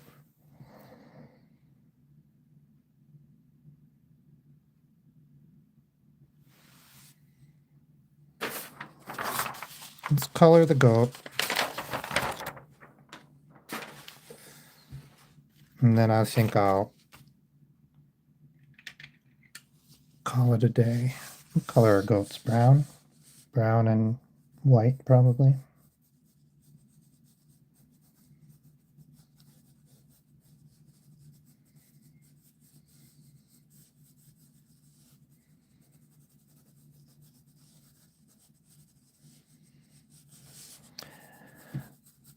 Yeah. It feels like the same thing as price gouging, right? And isn't that often illegal? But somehow price gouging, but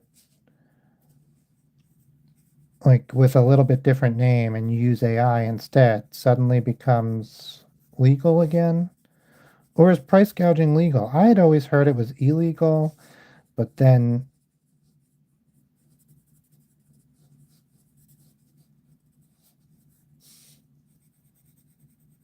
I thought there was people proposing to make it illegal, and I was like, "Oh, but okay, is it not?" So I don't know. I don't read enough law.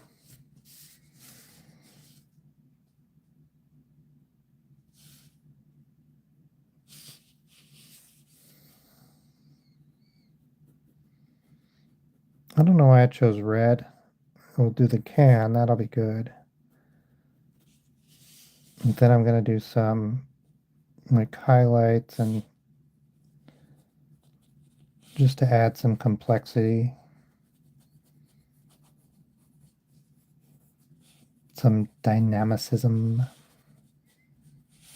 to the to my goat buddy here. Uh, Nathan. Nathan the goat. We'll do the inside of his ears, kind of pink.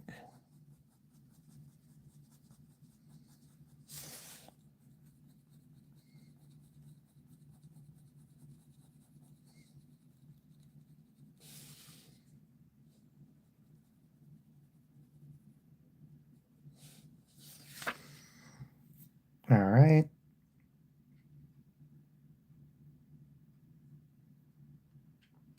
I'm thinking, like, I think I'll do blue.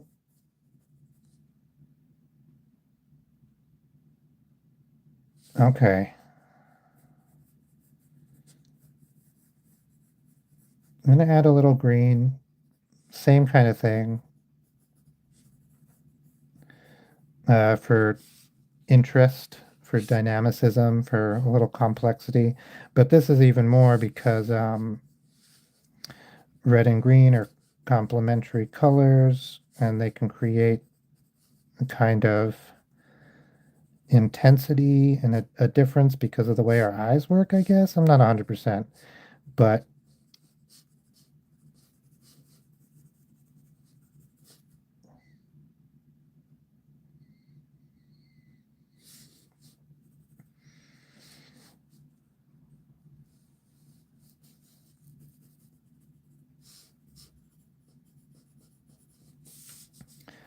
I'm going to do its hoofs. I don't know if goats actually have hoofs, but I gave it a bisected hoof.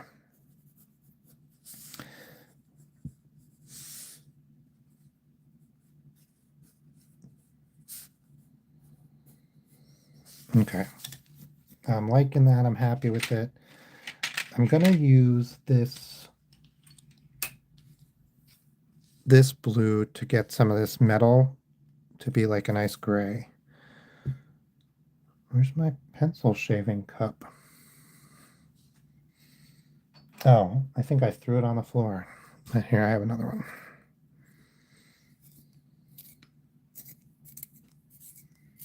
Oh, awesome. Thanks so much.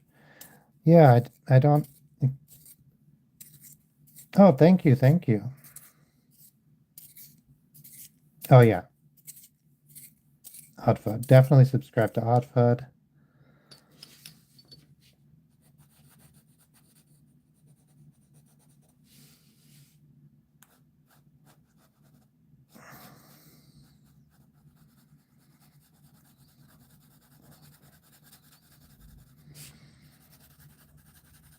We do. Yeah, I was going to say we do some vlogging and I help with some of the crafting videos on Oddfud's channel. We just were doing one before I sat down to stream. And like we're doing crafting, but we're also doing like we were living in a family house that had been for a family of like nine. So there was like 9 bedrooms and it was a lot. And it was only 4 people living there, us and the parents. Yeah. So we're doing we live in a very small 1 bedroom now. And we were like, we don't know if we're gonna be able to do this when we first moved in. But we both oh look at this pencil shaving is like really pretty. Came out really good. But we both have really liked it, and I think it's gonna be fine. We've been making it work. We still have a lot of work to do, so we're gonna be sharing that on Oddfoot's channel.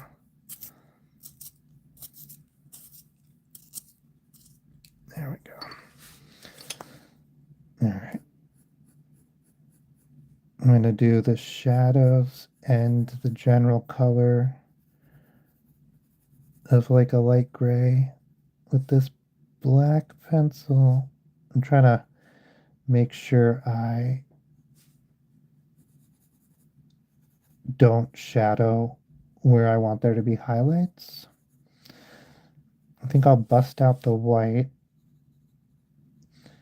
marker here and do a couple of little, oh, we'll do the hoofs.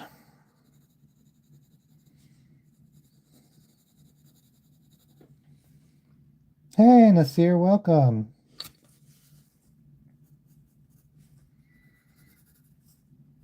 Hope everyone's doing good today. Nasir, hope you're doing good today.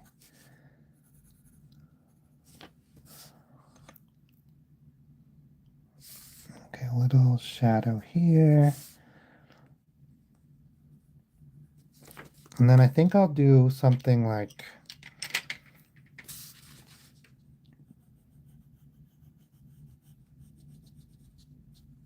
oh, that looks like blood. I didn't want that to look like blood. I should have stuck with green. We can maybe get some green in there. Okay, that's for the wire.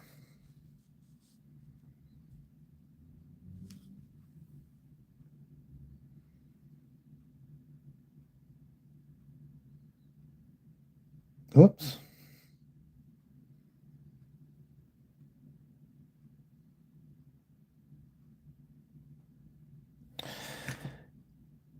Yeah.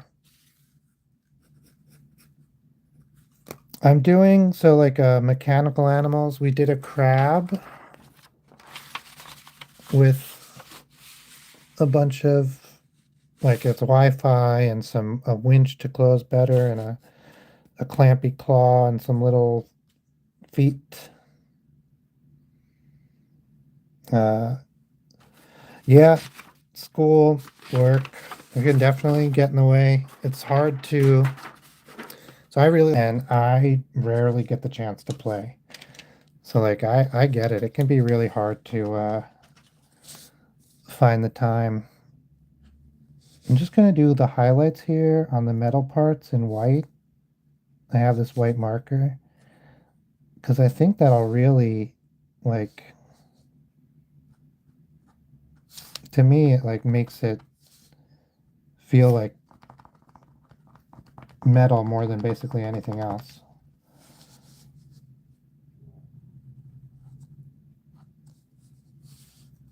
Is to have like real specular highlights.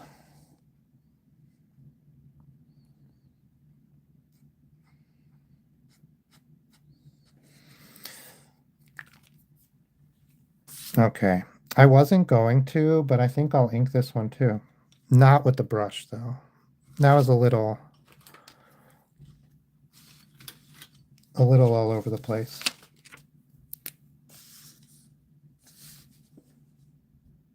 Oh, I should start. So I'm afraid this paint is still wet. So I don't want to smudge it.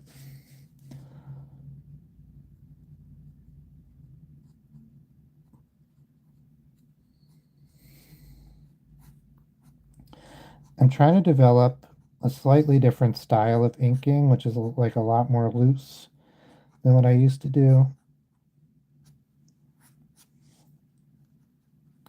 I I'm a very loose sketch artist, but when I learned to ink, I was really trying to do like old cartoon and like comic style inking. And what I was learning was to be very precise, very full coverage, very particular, not loose, very tight. And I think it was good. It helped me develop my skills because you have to be very precise and like there's a lot of skill in the to do that. But I don't think it matches my style very well. So I think it was ultimately not for me.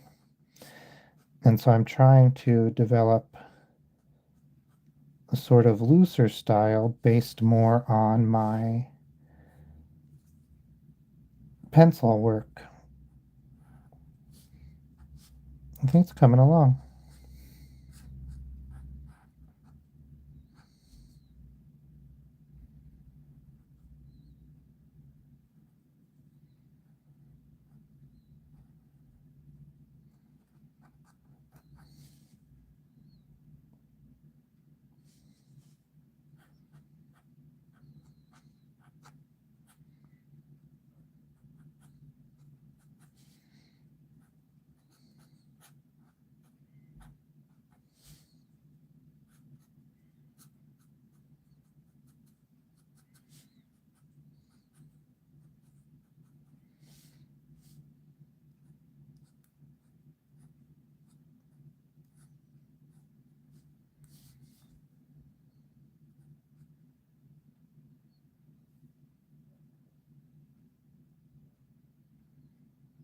Yeah.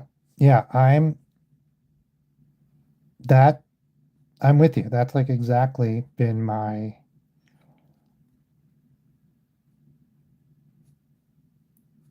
what started breaking it for me was after making like a bunch of really what I thought were like very technically perfect, very clean, I would call it, like illustrations.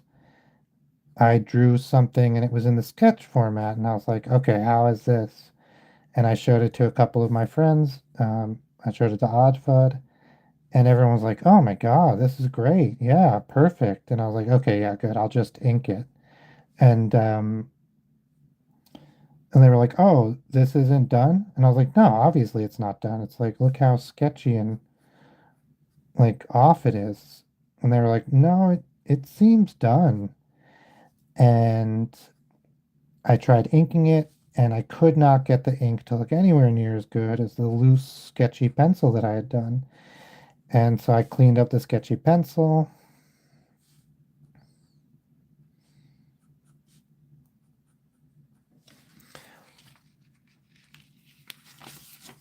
And made it clean for sketchy pencil. And people, oop, I forgot the top of his head. And people really liked it. People were saying like, "Oh, you've gotten so much better," which was like, I had been drawing this sketchy style for every single one of my ink drawings. And people thought that I had like gotten better because of, so I was like, all right, I'm gonna try to leave it sketchier. I think I agree. Like I was trying to do something that I didn't even really agree with.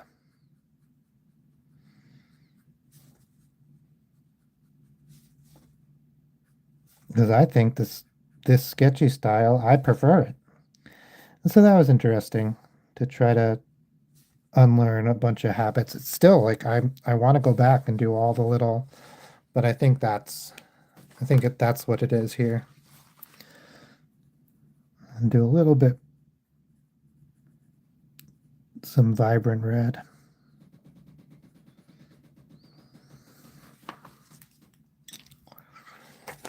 All right.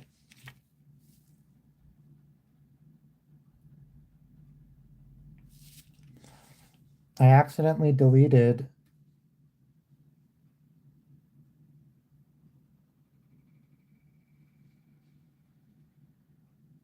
Nasir's messages.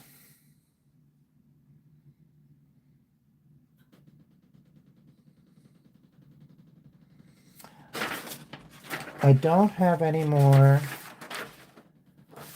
Oh, here, I do have a couple more animal drawings from today. Let's color these two while we're here.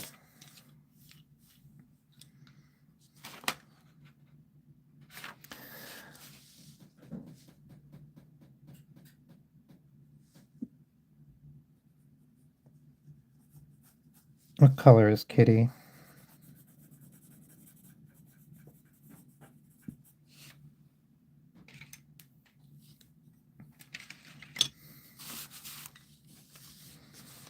Oh, we did. Oh, yeah, the goat's name is Nathan. We did name the goat. I'm trying to think. I've not, like, how would you do Tabby for a cat? Like,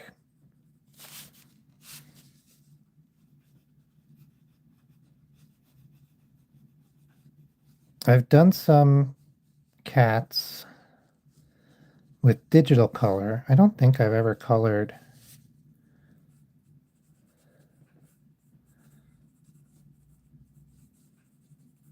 a cat.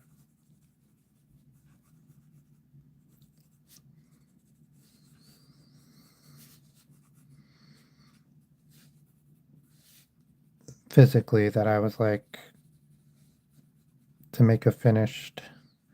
I guess I've never done a goat either, so let's just let's just keep going and see where we end up. I'm gonna do brown and purple. This leg is bionic, prosthetic, robotic, eidetic. It's not eidetic, I don't think. I don't even know how that would work. That leg remembers everything it's ever seen.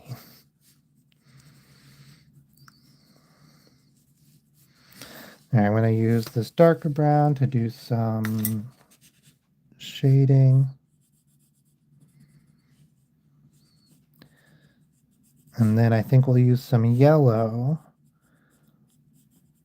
for interest.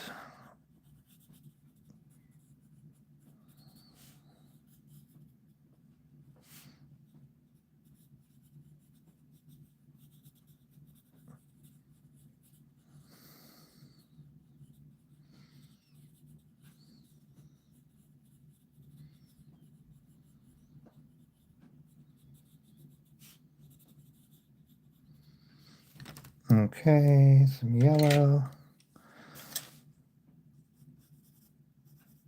Has like an accent color or a... I know this probably hasn't. It's like I'm thinking of it as like the foil. And often I've seen it talked about as like a base color. You put it underneath and then everything that goes over it, even though like it gets covered up, kind of has this vibe, right? This yellow vibe or this undercoat vibe. And I've seen people use it for all sorts of things, for like creating a more realistic sense of depth and to just like unifying a color palette without having to do a lot of extra work.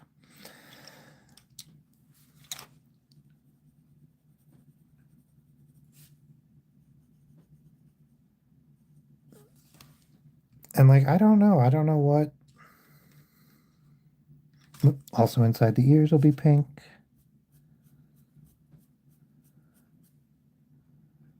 Ooh.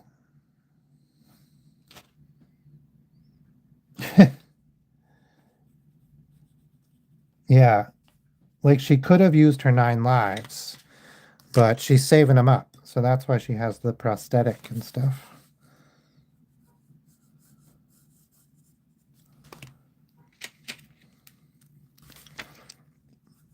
I drew a car on an early stream and it was fine, but I used to try to draw cars all the time as a kid and they were terrible. Okay. So I did blue for the... Ooh, a truck. Yeah, after we ink this, I don't think I'm going to do the snake. So I'll finish up by drawing a truck. And we'll see how good I am. I haven't been practicing, so we'll see how maybe it'll be gosh, what am I trying to say? Uh like redemption for school-aged Chris. Poor school-aged CMonsterYK.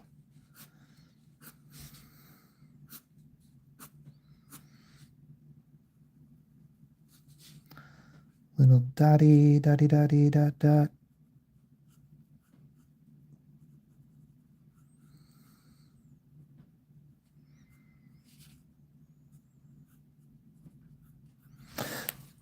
All right, for the eyes, do little lines like that. And then we're going to do yellow.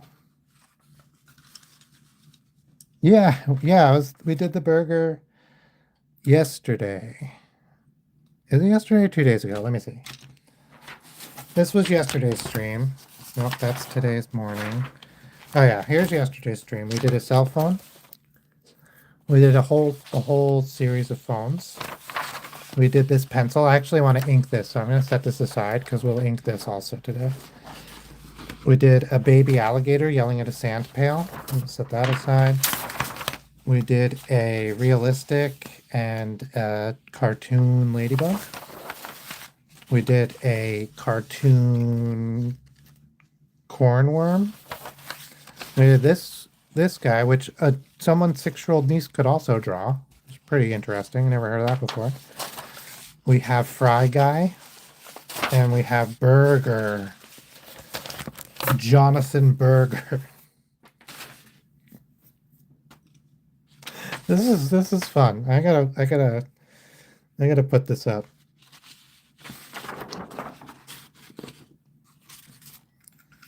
All right, the cat really coming together. We've been going through. I've been using the brush and then I use the graphic pen. I'm gonna use this plastic nib, which is a much thinner line for this guy. Oh, I forgot.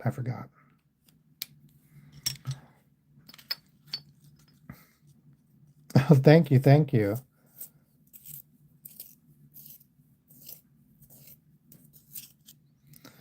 Let's get these cats This cat's eye. Cat-eyed. We'll do yellow. We'll do a little green. Feed the burger. Now that's taking it just too far.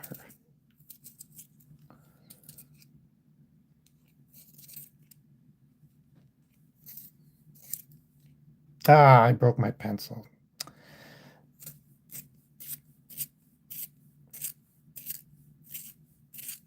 I'm sharpening my pencil here. There we go. I just want a nice point so I can come in and do the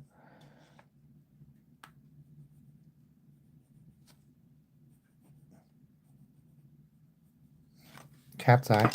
I should zoom in a little.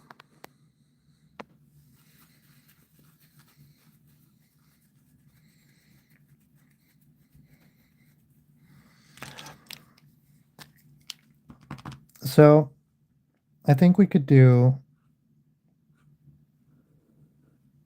the white there, but I don't know if that really helped.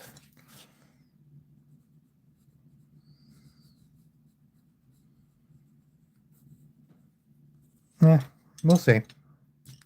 The PN, plastic nib. Emily Yesenia, 7442. Shout out. You were here yesterday, did a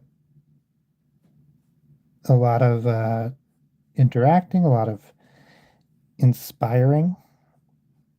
Very helpful. I appreciate that. You were here for the creation of the burger. And I think you requested the pencil.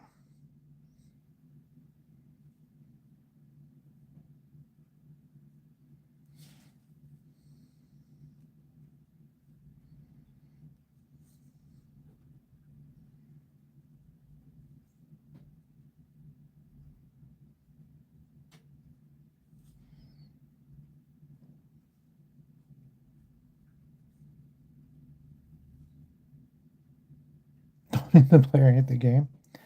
No, I like the both. They're pretty fine.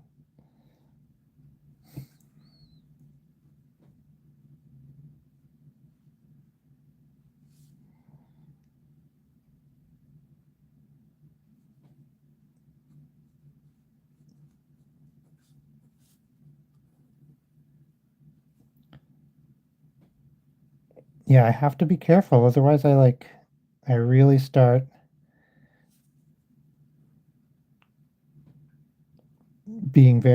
trying to be very perfect and get every single line.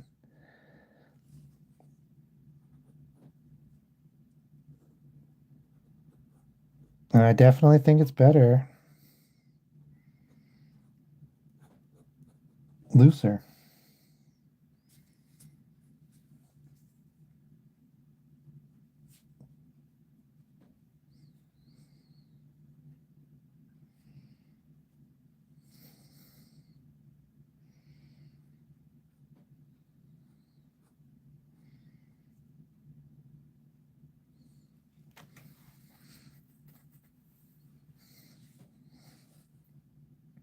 Foursquare.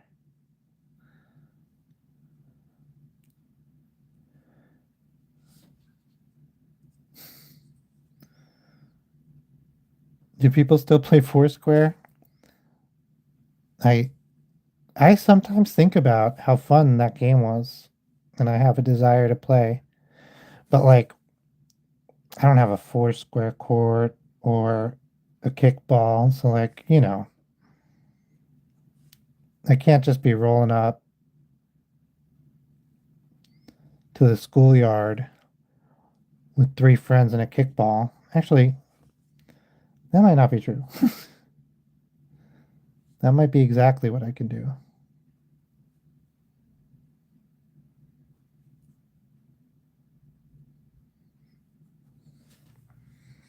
Oh man, this cat turned out much better than I thought.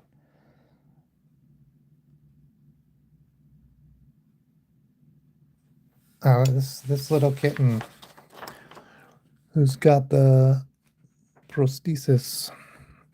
It's got cochlear He's got the diabetes pump. I don't know if that's what that actually is. He's got the prosthetic limb of the future. Also, she's a girl. So that's a thing. All right, and then I was gonna ink the pencil, and then I should get going. I'll skip inking the pencil because I said I would draw the truck, and my time is running out, so I will draw the truck. If you guys could like, and if you're not subscribed, subscribe. That'd be awesome. I told myself I would ask because I never ask, and I should.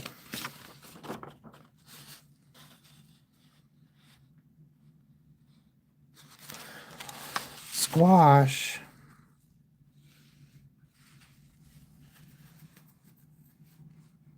Ooh, I like that idea. Okay.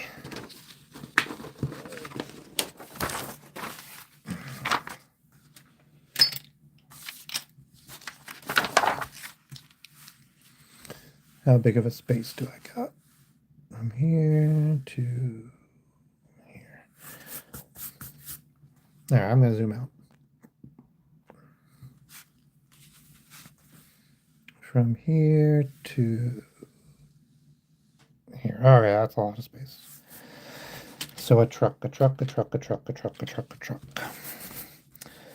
So we should probably do like when you draw it with the rectangles, so it like exists in space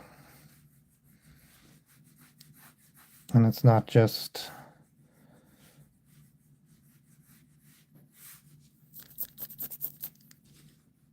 bumming around.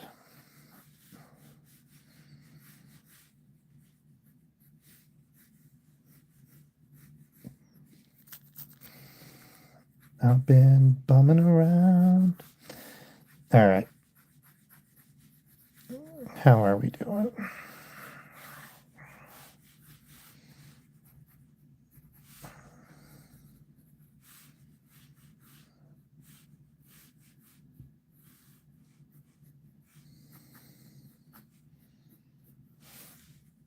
Okay, there's like gotta be a wheel somewhere.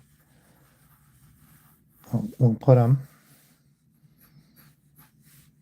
This will be a door, I guess.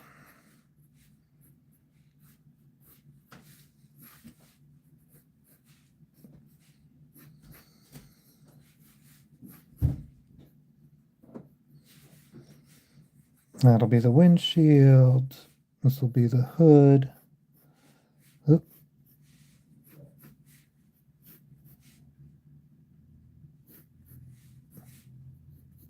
Bumper. We need a bumper. Hang on. I'm a little lost on my perspective here.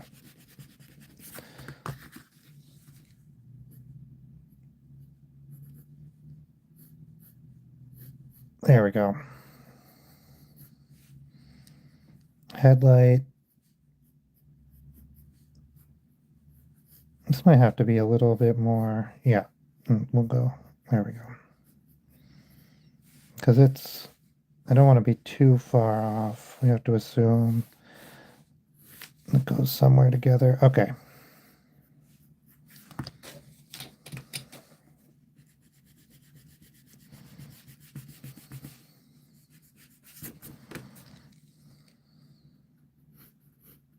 Ah, I just erased that line.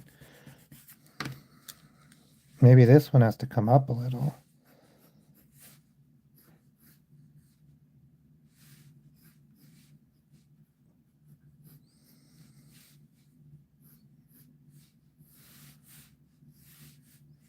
It's too close.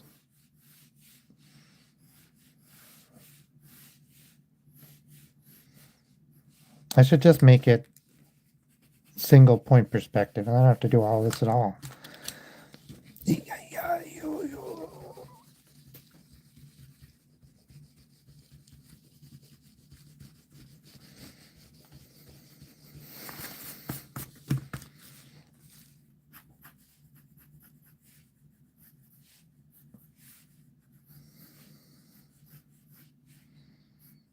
have to. Okay, come on, brain. What's happening? This is why I couldn't draw a truck when I was in school. Because I get so hung up on what's proper perspective, my whole brain shuts down.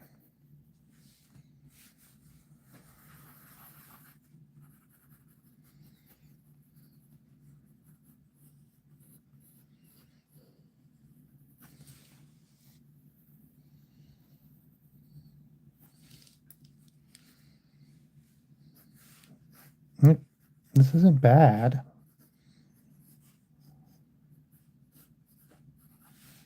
Like what is this called? A running board where you can step up into it.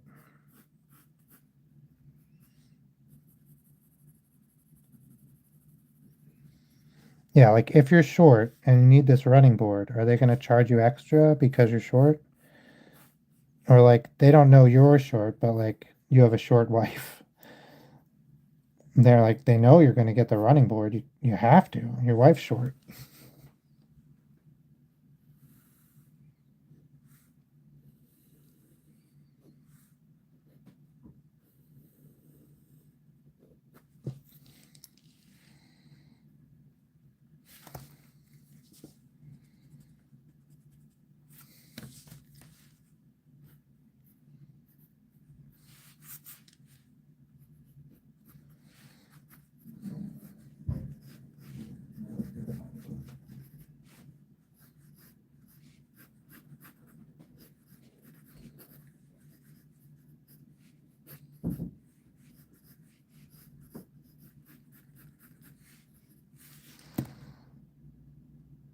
Hmm.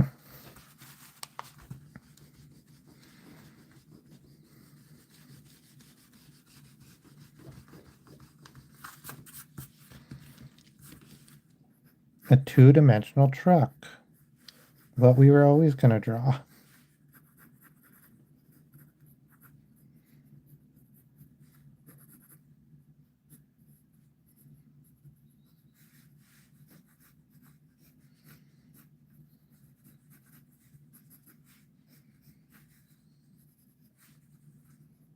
Side mirror.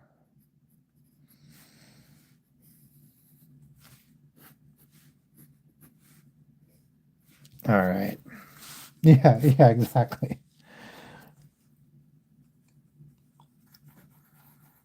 And then we got some chickens back here, acting all chickeny. What do chickens look like? No, they're too big. They're too big.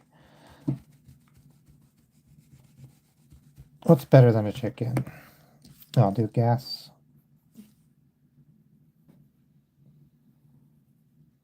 I'll do that. I'll do this. Pretend there's a fender there. Pretend that's a gas tank. Make this wood.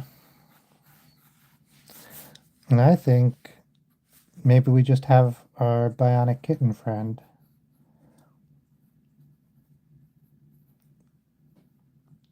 sticking their head out.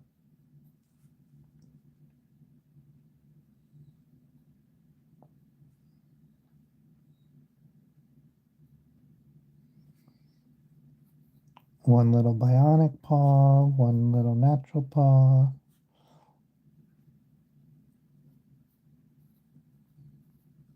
Cochlear implant. Heart-shaped box.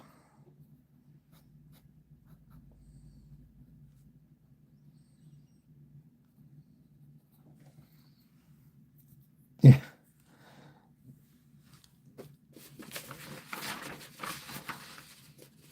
We'll do the kitten and we'll do the goat. Yeah, the crab is on the bottom. You can't see the crab. We can do the goat.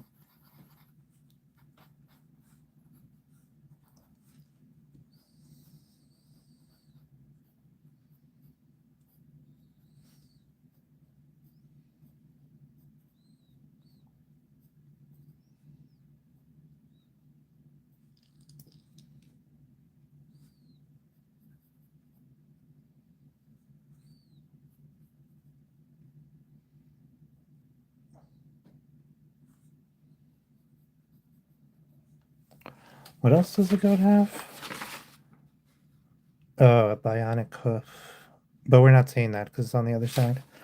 So we would just see the horns.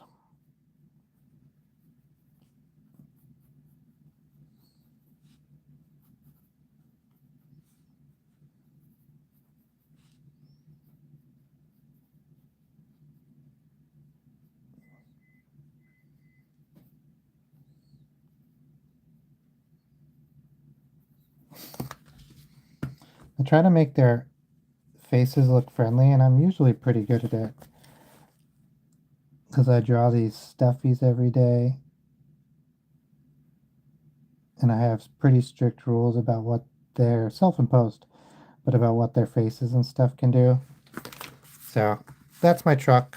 I'm not going to try any harder. Not today, because this was just supposed to be an end sketch. But I will say, I will explain about the stuffies. So I have a stuffy character that I draw named Steffi. She's an elephant. And one of the rules I have about her is she cannot have opened eyes.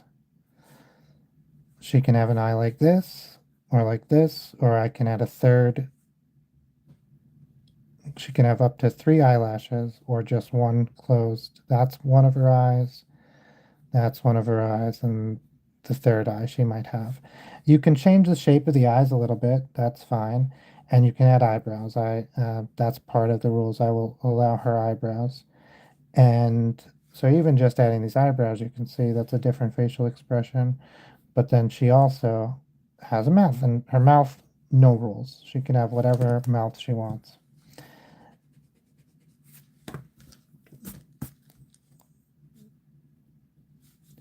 And I've gotten pretty good, even if I do say so myself. Oh, she also has very short arms. So, like, sometimes you can get somebody's whole emotional state just with their arms. For example, this face, you would expect either crossed arms or hands on hips, but Steffi can't do that. So she has to do it all with her face and with these little arms. And because of these rules, I've practiced a lot of like emotional faces and capturing like how people feel. I say people, Steffi's, how Steffi's feel. I also have another character, Stella. She also has locked in eyes. Um, Stella doesn't usually get eyebrows, but she does have arms. Stella, well, no, these are her eyes. They don't change. Here's her trunk. She's also an elephant. She's the younger sister.